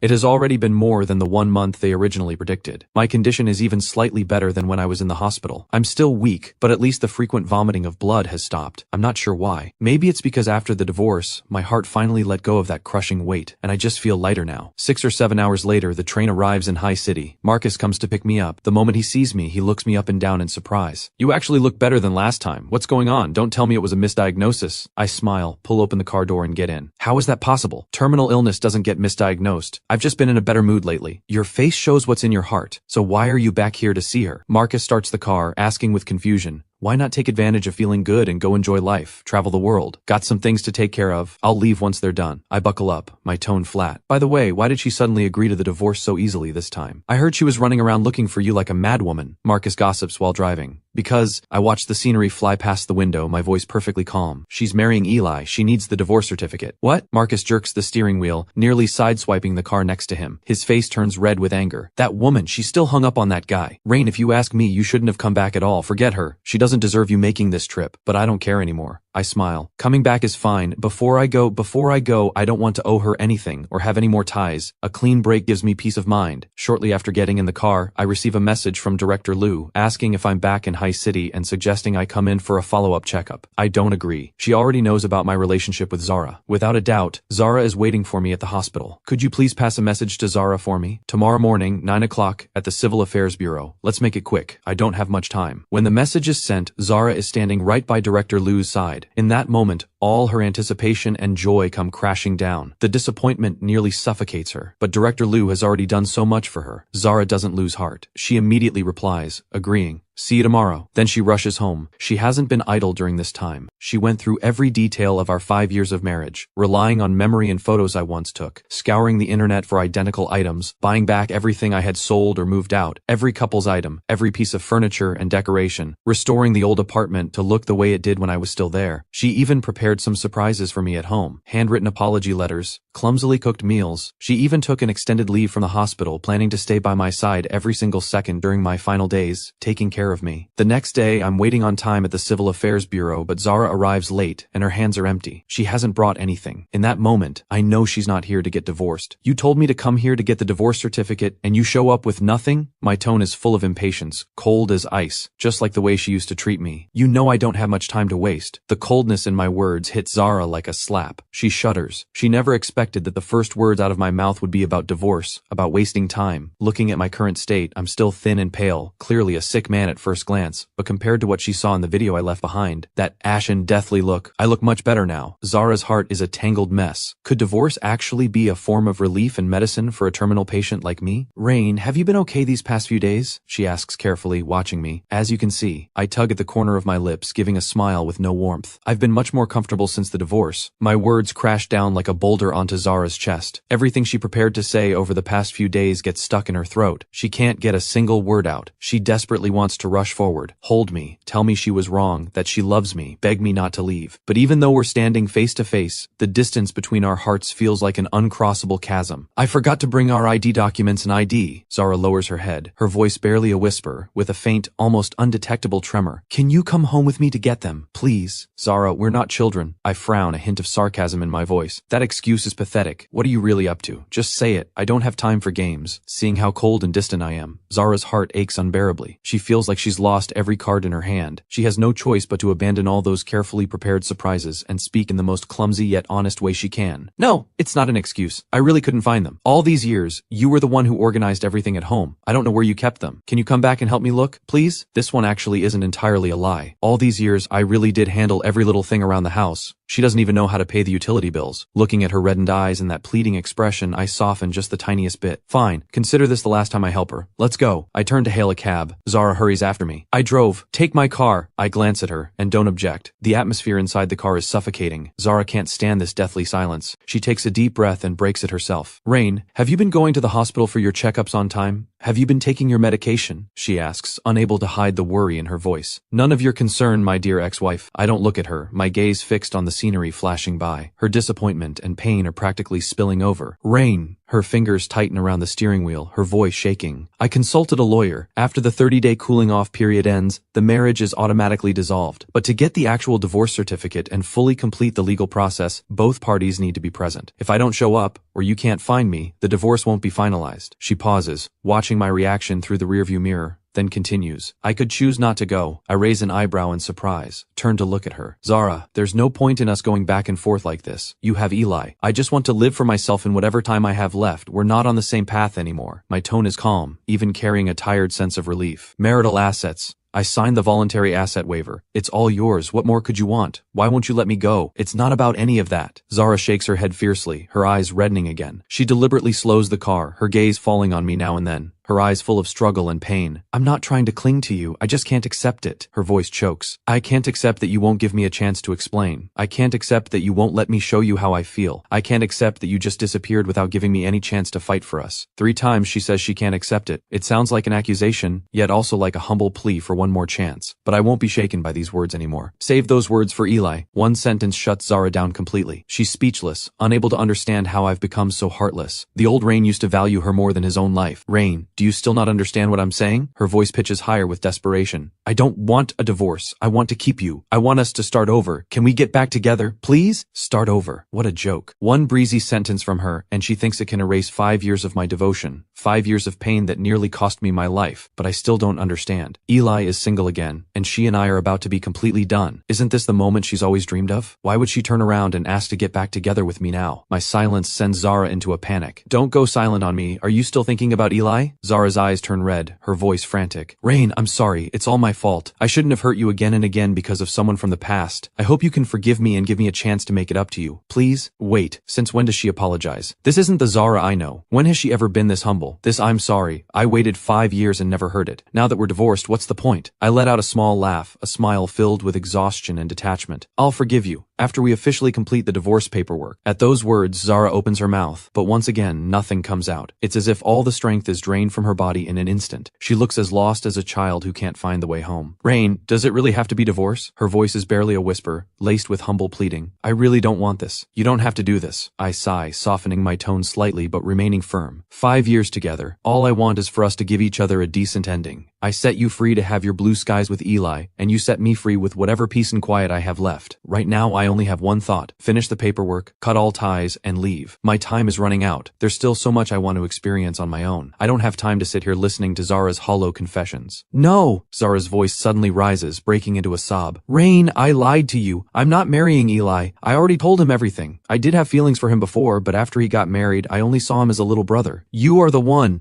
You've already found your way into my heart. Can you please stop leaving me? Zara finally finds her chance and pours out everything in her heart, but I'm not buying it. My story with Zara is long and painful, like a cold, damp nightmare. I've finally clawed my way out of it. I'm covered in wounds, and she thinks a few words can drag me back? It's not going to happen, Zara. I turn my head, looking straight into her eyes, my voice calm yet cruel. You have zero credibility left with me. A simple sentence, but for Zara, it's the heaviest blow. I used to believe every single word she said without reservation, every look, every promise. And now she's the one who destroyed all of that trust with her own hands. She's the one who ground down every last bit of hope I had for her. Zara's heart twists in agony, but deep down she expected my refusal. Still, she won't give up. She takes a deep breath and speaks again, her tone burning with an all-or-nothing resolve. Rain, I know I broke your heart, but can you just give me one chance to slowly piece it back together? I'll prove my love to you through actions. I truly love you. After the divorce is done, I look away, my tone impatient. Prove it however you want. To whoever you want. I won't stop you. Drive faster. I'm tired. Zara looks at me, completely unmoved and stone cold, and her heart turns to ice. But she doesn't dare say more, afraid of truly angering me and losing even this last chance to share a car ride. The rest of the trip passes in silence. The car finally stops in the old apartment's underground garage. I don't give her a chance to speak. I push the door open and get out. Zara sits frozen in the driver's seat, her chest tight with emotion. In the end, she can only let out a heavy sigh and follow me. We step out of the elevator and reach the front door. Zara suddenly gets nervous.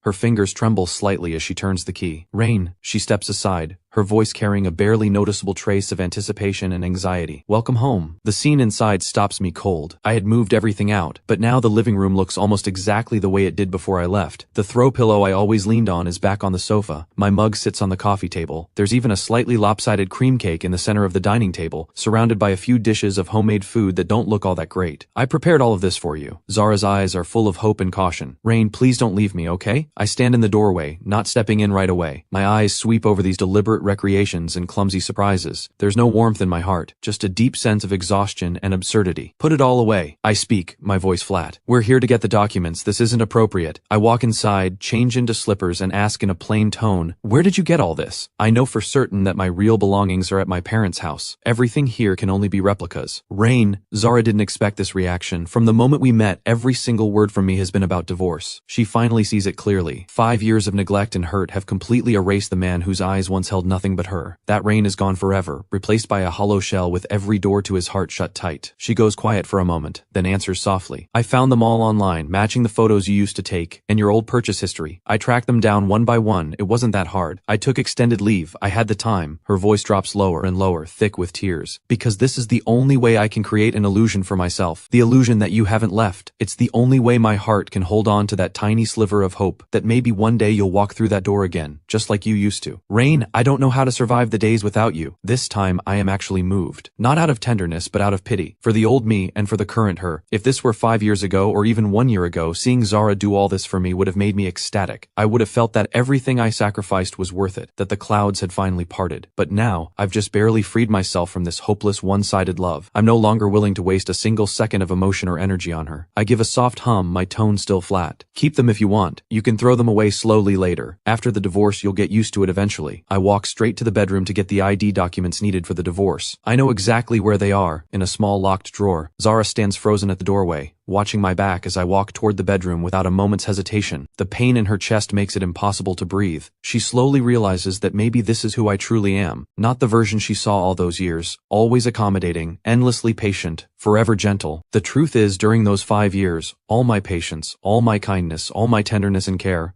it was all because I loved her. Because of love, I was willing to put myself last, swallow every ounce of pain, hide every sharp edge, and show her only my warmest side. But what about her? She was too thoughtless, too selfish, too ready to take it all for granted, and now it's too late. Only after losing him completely does she understand. The Rain who was always patient with her, always gentle, he's never coming back. Zara crouches by the door, tears streaming down her face. She clamps her hand over her mouth, forcing herself not to make a sound, because all of this is her own doing. Because Zara restored the room to its original state, the documents aren't hard to find. I pull them out of the drawer quickly. As soon as I step out of the bedroom, I see Zara slumped against the doorframe, her shoulders trembling slightly, her eyes and nose tip red. She's obviously just been crying. I frown. What kind of trick is this now? She's tried begging and apologizing. Now she's playing the pity card. I walk over, my tone carrying a hint of skepticism. "Are you feeling unwell? If she dares fake an illness to stall, I'll turn around and leave immediately." "No." Zara quickly wipes her face with the back of her hand, forces herself to stand, and manages a smile that looks worse than crying. "Let's go." Down the stairs. Into the car. This time, not a single word the whole way. Zara doesn't say anything more. She just drives in silence, eyes fixed straight ahead. The car finally stops at the Civil Affairs Bureau again. Let's hurry. I check the time. They're about to close. Time really is running short. I'm worried that if we miss closing time, it'll mean another day wasted. So I grab Zara's hand without thinking and walk briskly toward the bureau. The warmth from my palm sends a jolt through Zara. There was a time when we came here to get our marriage certificate, and I was in just as much of a rush. Back then, I was probably afraid she'd change her mind, afraid she'd back out at the last second. So the whole way I held her hand tightly, walking fast, my face glowing with barely contained excitement and joy. That energy, without her even realizing it, seemed to chase away some of the uncertainty and fear she felt about marriage. Only now does Zara understand that from that very moment, I had already started finding my way into her heart. But now, same place, same people, same hand pulling her forward in a hurry, yet everything has changed. Zara's eyes go dim. Like a puppet, she lets me drag her through the motions, photos, forms, signatures, fingerprints. When that booklet stamped with the words divorce certificate is finally placed into each of our hands, I visibly exhale with relief. My shoulders tense for so long finally finally drop. Even my colorless face shows a trace of genuine ease. Finally, I murmur to myself, turning the divorce certificate over and over in my hands, the corner of my mouth unconsciously curving into the faintest arc. I'm truly free. Rain. Zara stares at the blinding red booklet in my hand, then at the undisguised expression on my face. Her heart feels like a chunk has been carved right out of it. The pain nearly takes her off her feet. But amid all that heartbreak and despair, a thought sprouts in her mind like wildfire. Since I refuse to stay in the old marriage with her, then fine, the marriage can end. But the end of a marriage doesn't mean the end of our story. They can have new identities, a new beginning. A sudden resolve takes hold of her. As if something has clicked into place, her eyes refocus, locking onto me. Rain, she calls out just as I'm about to turn and leave.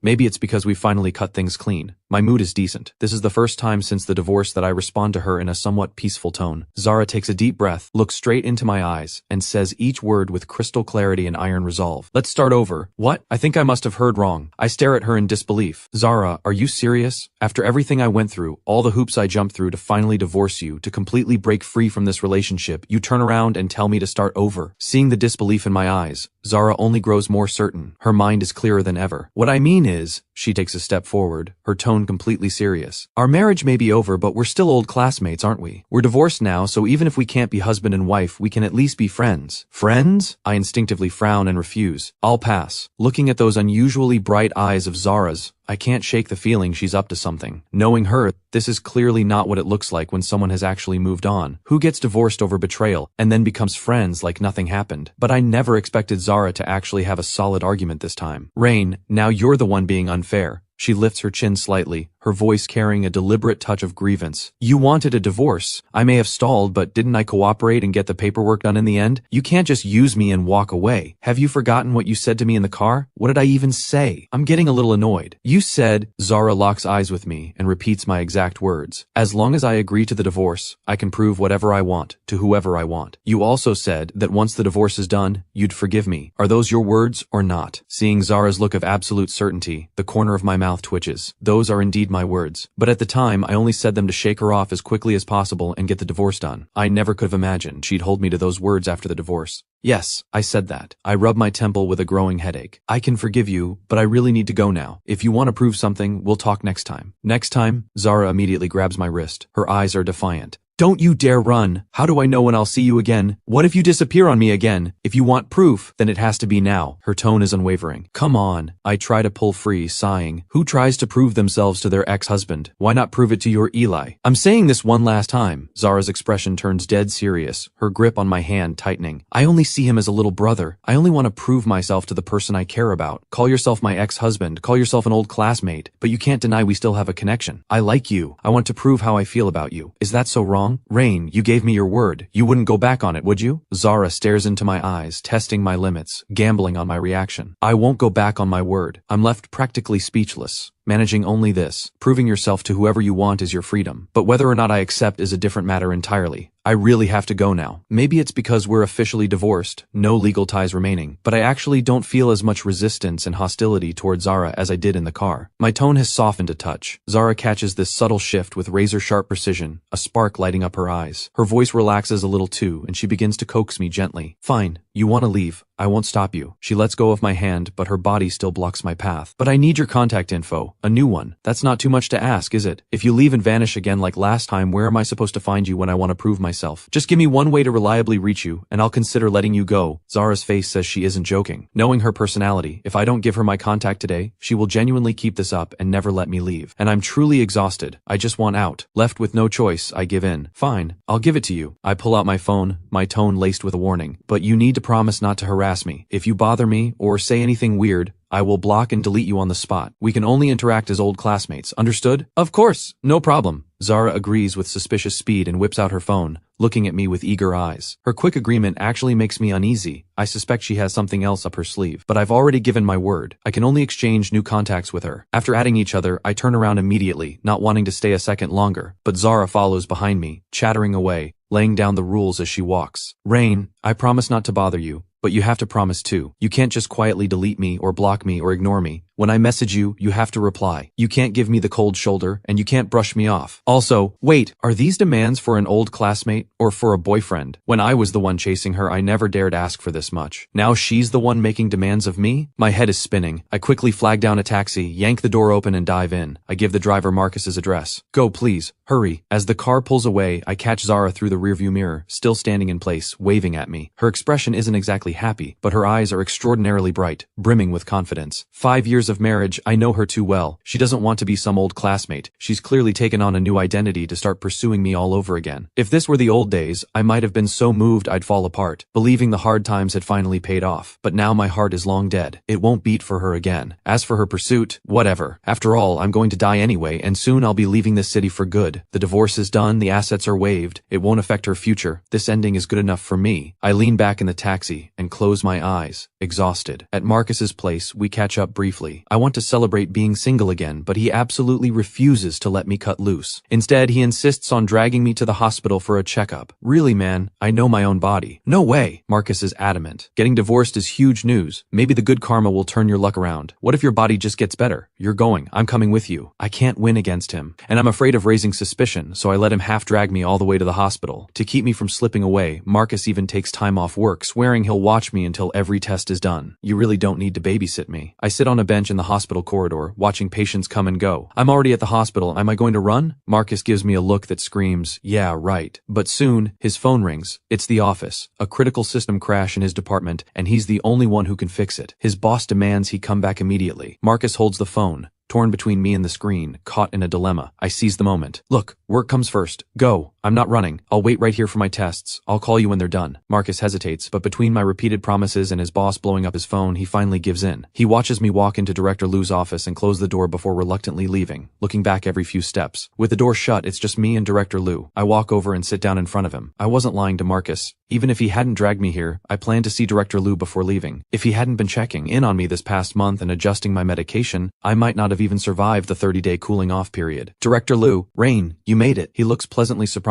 to see me, studying me carefully. You look better than last time, less on your mind, more relaxed. I smile. I'm catching the train out tonight. I mainly came to see you and to thank you for taking care of me. A follow-up checkup doesn't really matter at this point. Compared to the turmoil and pain of a month ago, I'm remarkably at peace. It's Director Liu who looks at me with eyes full of regret. I've heard about you and Zara, he sighs. If divorce brings you peace and happiness, then maybe it really is good for your health. It's just, Zara is one of my proudest students. I've seen the changes in her recently, and her suffering. Of course, I have no right to tell you what to do. But, is this really the end for you two? No chance at all? Director Liu flips through my old medical records while chatting casually.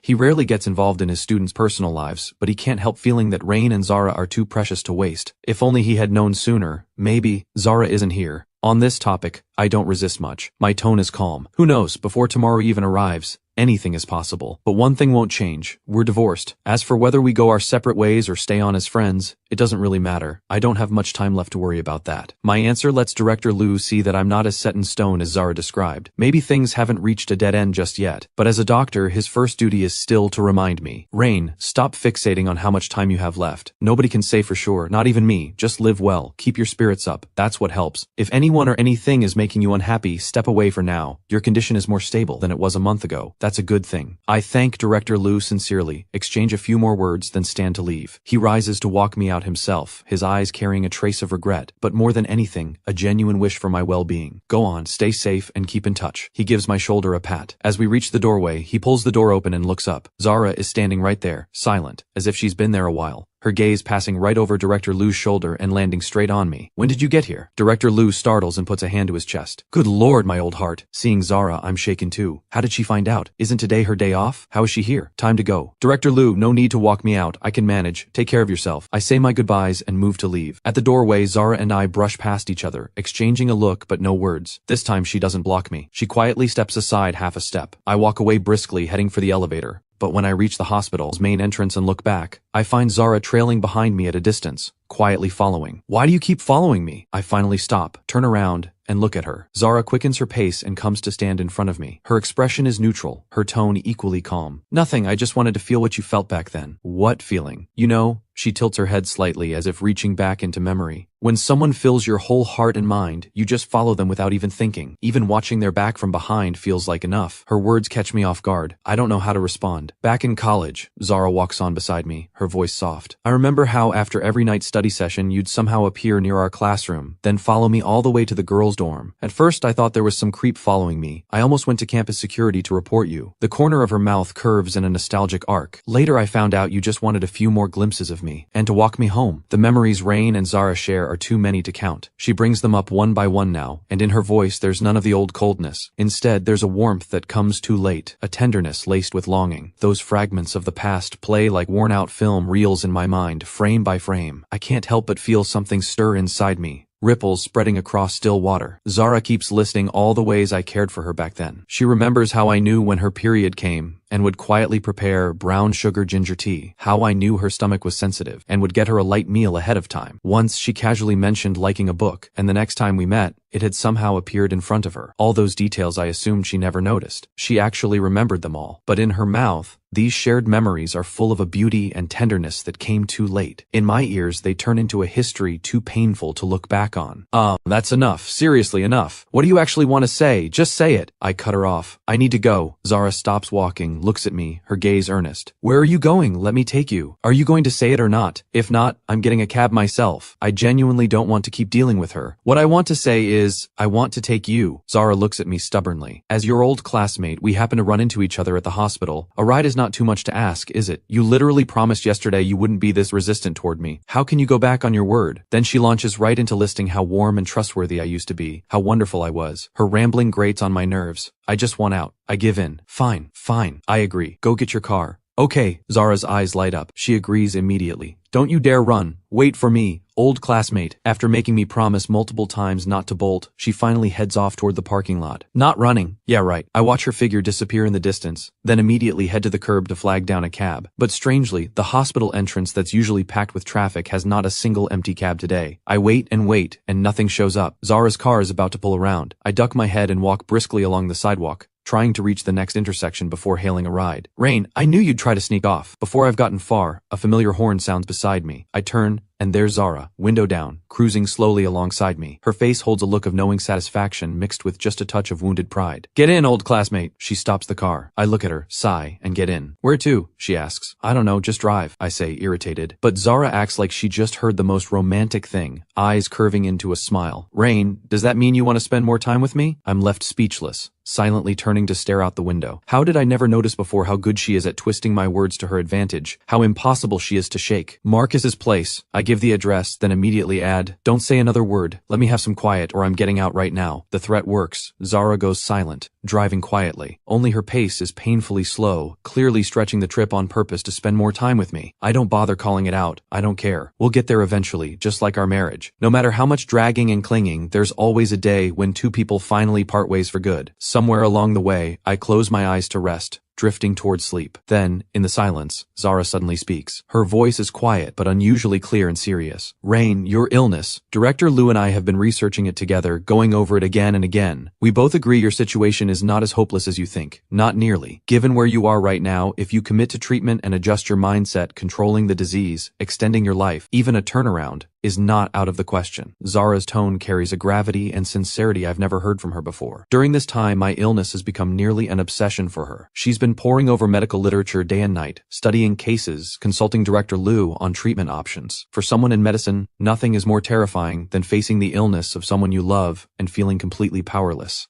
Zara refuses to be that helpless. She didn't see it before, but now she does. She absolutely cannot accept me giving up like this. How could she let me throw away my own life? She still wants to spend the rest of her days with me, so this is the real reason she insisted on driving me. But I never once thought I could survive this. From the moment I found out about the terminal diagnosis, everything I've done has been about letting go, cutting ties, settling affairs, making arrangements for my parents. It's not necessary. I look out the window, my voice steady. The time I have left should be enough to visit a few places I've always wanted to see. It's not even close. The moment Zara hears I'm still refusing treatment, she panics, her voice rising. This country is enormous. There are so many places you want to see. You need a long time to go and see it all. 1 year, 3 years, 5, 10, and after China there's the whole world, so much beauty left. I'll be right there with you through all of it. Rain, I can't lose you. You can't be this reckless with your own life. Each word tumbles out faster than the last. choking with something close to begging. I understand what she means, but my heart is like a well that's been dry for too long. Nothing stirs. We're divorced. I turn to look at her reddened eyes, my tone still flat. I have no obligation to you anymore. That doesn't matter. You have to get treatment. Zara nearly shouts, then immediately catches herself, rushing to soften her voice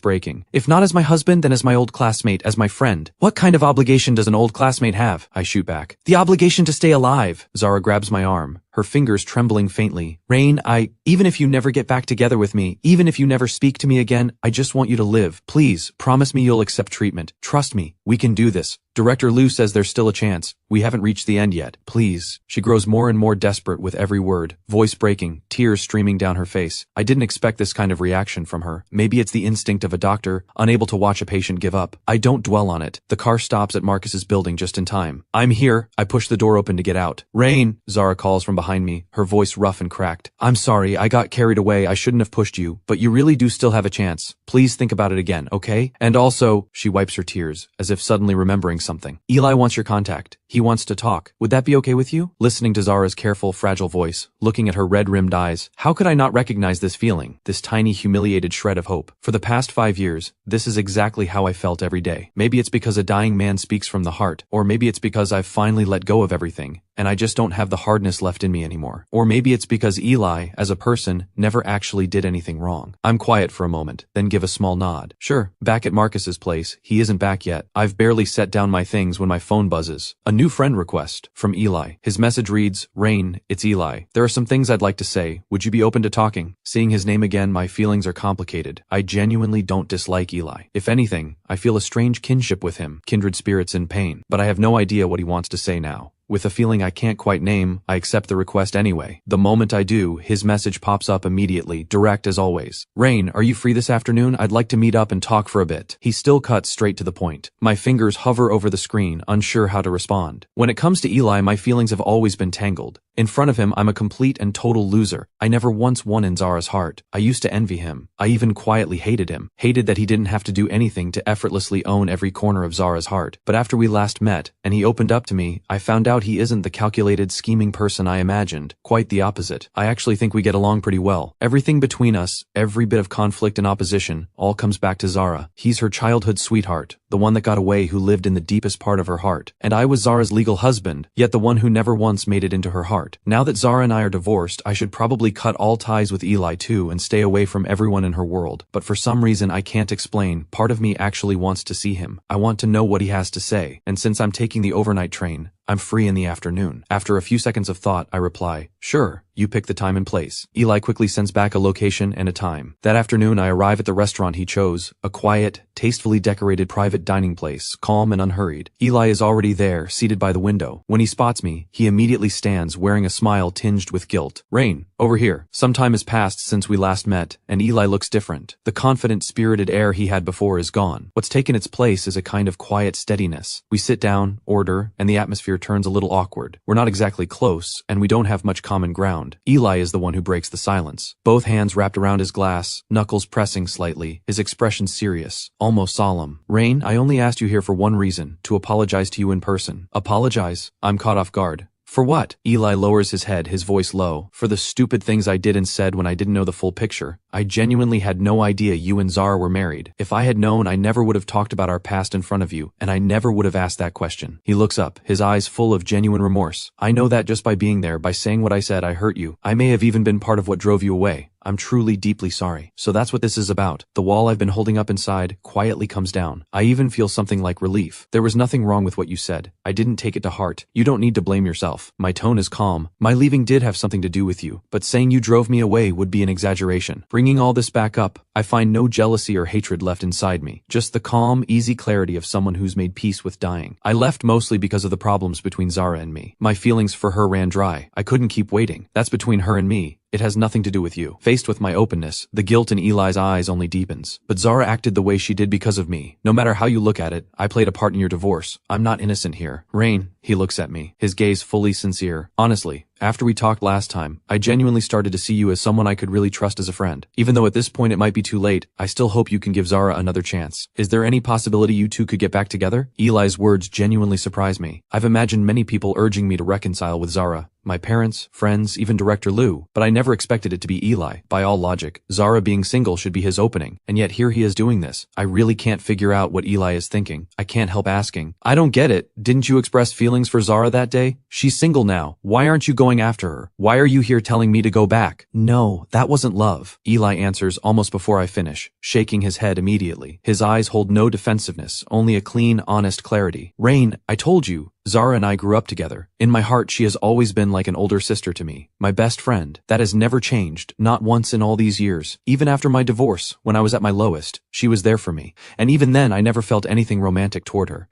As for why I asked you that question that day, he gives a bitter smile. I think it's because I had just gone through my own divorce. At my most emotionally broken, Zara dropped everything to be with me, to comfort me, to give me the support and warmth I needed most. I mistook that dependence and gratitude for something more. It wasn't until after you left, when I couldn't get through to Zara, that I went to her place and found her completely falling apart, crying and telling me she had lost you. That's when I finally understood the truth. I finally saw how much damage I had unknowingly done to your marriage. Eli takes a deep breath, his tone heavy. Rain, there's something I never told you. My ex-wife also had another man living in her heart the whole time. Our situations are almost identical. That's why I can't stand the thought of myself becoming someone who destroys someone else's marriage. I don't want to be the villain here, and I can't live with myself if it is. So I sat down with Zara, and we talked everything through, fully and honestly. That conversation made me see my own heart clearly for the first time. What I feel for Zara has never been love. It's always been a kind of trust and closeness, like friends. And Zara feels the same way about me. She let go a long time ago. So Zara and I are like you and me. We'll always be close friends. There will never be anything more. Eli looks at me, his eyes clear and sincere. Rain, you have to believe that the person in Zara's heart has been you for a long time now. She just woke up too late. Eli's words land one by one, like stones dropping into still water, rippling outward in my chest with something too complicated to name. So behind the story I thought I knew, there was a completely different truth all along. But no matter how sincere he sounds, no matter whether Zara's feelings for Eli really were nothing more than a sibling bond, it doesn't change my resolve. In relationships, there's no absolute right or wrong. Only the person inside it truly knows how much it hurt. Even if Zara truly felt nothing romantic for Eli, what about her feelings for me? In those 5 years, did she ever give me even the smallest sign that she loved me back? If she had, how could I have not felt it at all? Not even once. So faced with Eli's sincere, hopeful gaze, I can only stay silent. A long time passes before I finally speak. Eli, I understand how you feel, but I can't give you the answer you're looking for. Zara and I were married for 5 years. I fell for her the moment I laid eyes on her. I was completely devoted to her. I believed she was the only one for me. But you need to understand. I look into his eyes, my voice calm and quietly hollow. Your existence alone could never have worn down what I felt for her to nothing, could never have driven me to the point of giving up on life. What did that was over 1,800 days and nights. It was the small, seemingly trivial moments of being ignored and brushed off. It was every promise she casually broke. It was every time she pushed me aside without a second thought. All because of you. These ordinary, everyday moments, each one seemingly unintentional, piled up slowly over the years until they became a weight that crushed everything. That's why I say it's not your fault, because even without you, the problems in our marriage wouldn't have disappeared. Sooner or later, something else would have lit the fuse. Zara and I were always heading toward this ending. Eli has been honest with me, and I owe him the same. Every word I've said is from the heart. In this moment, Eli goes quiet. He doesn't push anymore. Complex emotions flicker across his eyes. Eli, you and I are different. You know about my illness. I don't have much time left, so I want to spend whatever days remain living entirely on my own terms, without a single compromise I don't choose. But your life is still long. Whether it's that childhood bond you shared with her, or the marriage you just came out of, they're only passing storms on a long road. The path ahead of you is still paved with sunlight. None of it is too late. You don't need to feel guilty, and you don't need to punish yourself. All you need to do is keep moving forward, and a beautiful future will be waiting for you. I pause, my tone gentle but firm. Consider it living on my behalf. No more dwelling in the past. I give Eli a light pat on the shoulder. In that moment, he seems to understand something deeper in what I've said. For the rest of the meal, we drop the topic of love and marriage by unspoken agreement, and talk instead like two kindred souls who understand each other. About life, about the future, about the small and meaningless things that make us smile. When the meal ends, we stand and say goodbye. Rain, take care. Eli looks at me with genuine warmth. Wherever you end up, I hope you find peace and safety. Same to you. Look forward. I give him a smile and turn to leave. Eli stays where he is, watching my back as I walk away, standing still for a long time. His face is unreadable, but his eyes look like someone who's just figured something out, or finally set down a weight they've been carrying too long. He leans down and reaches into a hidden corner beneath the table, pulling out a small hidden recorder. Eli knows. Zara has been listening the whole time, but right now the long silence makes the air feel heavy and still. Zara, Eli speaks quietly into the tiny microphone. Are you okay? A long silence follows on the other end. After a while, Zara's raw, choked voice finally comes through. I'm fine, thank you, Eli. I mean it. If it weren't for you, I might never have had the chance to hear what Rain truly feels inside. Quiet sigh. Don't mention it. You helped me through so much darkness. This is the least I could do, but Rain's resolve is stronger than either of us expected. Zara, do you think you still have a chance? That question is one Zara can't answer with any certainty. Her feelings right now are impossibly tangled, like every emotion spilled at once. Before today, she stubbornly believed I left because I couldn't get past her history with Eli. But now, hearing it all with her own ears, it finally hits her. She may never have truly known this man at all. The wounds she gave him run far deeper than she ever imagined, far heavier. But is it really too late to fix any of it? Zara refuses to accept that. She stays quiet for a long time, so long that Eli thinks she won't speak at all. Then, slowly, Zara begins, her voice barely above a whisper, yet carrying an unmistakable steadiness. Whether I can turn this around, I don't know, but I know my own heart. I love him. I want his remaining days to be free from pain, free from illness, full of peace and happiness. If one day his remaining life truly no longer has me in it, that's okay. At least he's healthy. At least he's happy. At least I tried. I won't have any regrets. Zara says those last words with an unusual calm, but underneath it burns an all-or-nothing resolve. Eli is moved. A small, warm smile finds its way onto his face. Zara, go for it. I'm behind you all the way. And like Rain himself said, storms, setbacks, failures, they're only temporary chapters in a long life. As long as you keep moving forward, they will pass. The only thing we owe ourselves is the word no regrets. Eli's words ring out with conviction. On the other end, Zara gives a deep, resolute hum of agreement. Then the line goes quiet. It's almost time. She has somewhere to be. Someone to go find. Meanwhile, on my end, I have already said goodbye to Marcus and made my way to the airport, ready to officially begin the life journey I've been planning. Maybe I'll die somewhere along the way. Maybe I'll make it through all the places on my list and then go back to my parents. But I don't have a need to die where I was born. All I want is to see as many different faces of this world as I can before the end, then let fate decide. Wherever I stop, that's where I belong. I check in, pass through security, and arrive at the gate. Maybe it's because my mind is at peace. My body feels fine. Nothing unusual. Other passengers are still boarding. I find a seat by the window, turning to gaze out at the wide expanse of tarmac, and beyond it, the brilliant blue of the sky. I've always believed that. Somewhere out there is a view I've been waiting my whole life to see, a life I've never lived. I'll go find it with this broken body, and whatever time I have left. Then, right at that moment, my phone buzzes. It's a message from Marcus, with a photo attached. Bro, am I seeing things? This figure from behind, doesn't she look way too much like your ex-wife? He's at the airport? The words ex-wife hit me like a jolt. I open the photo. It's just a quick shot of someone walking past, but I know Zara's silhouette too well. I recognize her almost instantly. The photo is clearly taken inside an airport, and judging by the lighting and angle, it was taken just a short while ago. Marcus just dropped me off and left. A sick feeling of dread surges up in me. Don't tell me this woman is going to haunt me like a ghost and follow me onto this plane. When did you take this? I reply immediately. Just now. After I dropped you off, I went to get my car from the lot, and I spotted her. Figured it looked like her, so I snapped it. Just now? Then she could be on my flight. I immediately stand up and scan the entire gate area. There aren't many passengers left near the boarding door. Most have already lined up to board. If Zara is on my flight, she should already be boarding or in line. I don't see her anywhere. Probably a coincidence. Or she's here for a different flight. I breathe a small sigh of relief and sit back down. But just as I close my eyes to wait for the final boarding call, the quick, hurried sound of heels approaches and stops right beside me. Then, a familiar scent drifts over, followed by a voice dripping with fake surprise. Oh wow, what are the odds? Old classmate. My whole body stiffens. I open my eyes against my better judgment. Sure enough, Zara's flushed face appears right above the seat next to me. She clearly ran to get here. Her hair is slightly disheveled, but her eyes are sparkling with barely contained delight and the unmistakable look of gotcha running this hard to get here, and she calls it a coincidence? Yeah, right. If it weren't for Marcus's photo, I might have believed her. Slightly. But now, I seem to remember you being very punctual. You hate rushing. I say it calmly, looking right at her. Zara blinks, her smile growing wider, a playful tilt to it. You notice so much about me. Could it be you still have feelings for me? Does that mean I can start thinking about proposing we get back together? One sentence and I'm completely speechless again. The plane begins to taxi. For the next 2 or 3 hours, I'll be cut off from everything on the ground. The good news is, no one can disturb me for a few hours. The bad news is, the one person most capable of disturbing me is sitting right next to me, and she clearly has zero intention of giving me a break. Surprisingly though, this flight turns out to be far less unbearable than I expected. Zara is much quieter than I imagined. She doesn't bring up getting back together or treatment, doesn't cry or apologize. Most of the time, she just quietly watches the sea of clouds outside, or rests with her eyes closed, or sneaks glances at me from the corner of her eye. Every now and then, she reaches over with a bottle of water or a light blanket. The gesture so natural it almost feels like we really are just two old classmates traveling together. Gradually, I realize I'm not as resistant to her company as I was at first. At least having someone beside me means the journey isn't too lonely. What I can't figure out is how she always knows exactly where I am. Once or twice might be coincidence. 3 or 4 times is definitely something else. Zara is like a piece of gum stuck to my shoe. She sticks to me for nearly a week. No matter where I detour on a whim, she always shows up not long after I arrive, then hits me with the same, what a coincidence old classmate act. I'm left speechless every time. These little tricks, I spent over a decade pulling them when I was chasing her, and I had them down cold. Now she's turning them on me. Karma really does come around. She holds to our agreement though, not a word about getting back together. She only interacts with me as an old classmate. But seeing that familiar face every day gives me this strange illusion that we were never divorced. It's deeply unsettling. I crack first. In the courtyard of an old inn in an ancient town, I step in front of Zara just as she's about to pull off another accidental run-in. Straight to the point. Zara, come clean. How exactly are you managing to find me every single time? Zara blinks, all innocence. It's really simple. The method is, she points a finger at the sky. What do you mean? I frown. It means that somewhere out there it was meant to be. She tilts her head, grinning like a sly fox. I'm at a loss for words. I go quiet for a few seconds, then, superstitious nonsense. Can't you go back to your own life? Don't you have a job? I quit. Zara says it without blinking, eyes locked on mine. Work doesn't matter. My whole world is standing right in front of me. This is exactly the life I want. What can I do? When fate decides something, no one can change it. Zara's attitude gives me a headache. I finally reach my limit and lay out a proposition. I don't believe in fate. I just want to spend what time I have left in peace. But if fate really does exist, I look at her, then let's make a bet. Zara's eyes light up and she leans in immediately. What kind of bet? I take a deep breath and lay out the plan I've already thought through. You keep saying finding me is destiny, right? Then fine. This time neither of us brings a phone. Just a Metro card and a little cash. We stay in this city until the last metro of the night. If we happen to end up in the same car on the same train, I'll believe you. I'll believe in this whole destiny thing. Zara raises an eyebrow. And the stakes? The stakes are, I say, holding her gaze, whoever wins, the other must grant one request, no conditions and no half measures. Full commitment. For real? Zara lights up instantly, her face breaking into a brilliant, undisguised smile. You can't take it back. I won't. Then when I win, Zara says immediately, dead serious. My request is that you come back with me and properly accept treatment. Commit to it and no giving up. Not a request to get back together? I feel a small wave of relief wash through me and give a small nod. Then my request would be, doesn't matter. Zara cuts me off, overflowing with confidence, her eyes shining like stars. Because I'm going to win. I genuinely don't know where that confidence comes from. In a city neither of us is from, with over a dozen metro lines, hundreds of stations and millions of passengers crossing paths every hour, with no phones, no way to agree on a place or time, relying purely on chance, the odds are lower than winning the lottery. 5 minutes later, Zara and I meet in the hotel lobby, check each other over, and confirm we each have nothing but a Metro card and some change. No phones, no devices. The bet officially begins. We walk together down to the nearest station. At the fare gates, we exchange one last look. Well then, Zara smiles at me. Good luck. Same to you, old classmate. We turn and walk toward 2 gates going in opposite directions. Tap in. Each step onto a different escalator, swept into separate streams of people. Our figures vanish from each other's sight as the metro doors slide shut, completely gone. In that moment, I breathe freely for the first time in days. Destiny? If there really were such a thing, why would it give me a disease with no cure? Why would it make me spend 5 years working toward a dead end? I don't believe in fate. I only believe in myself, which is exactly why I ride just one stop on the metro, get off at the nearest exit, and walk straight back to the hotel. My luggage is already packed. I go to the room, grab my suitcase, check out. All in one smooth move.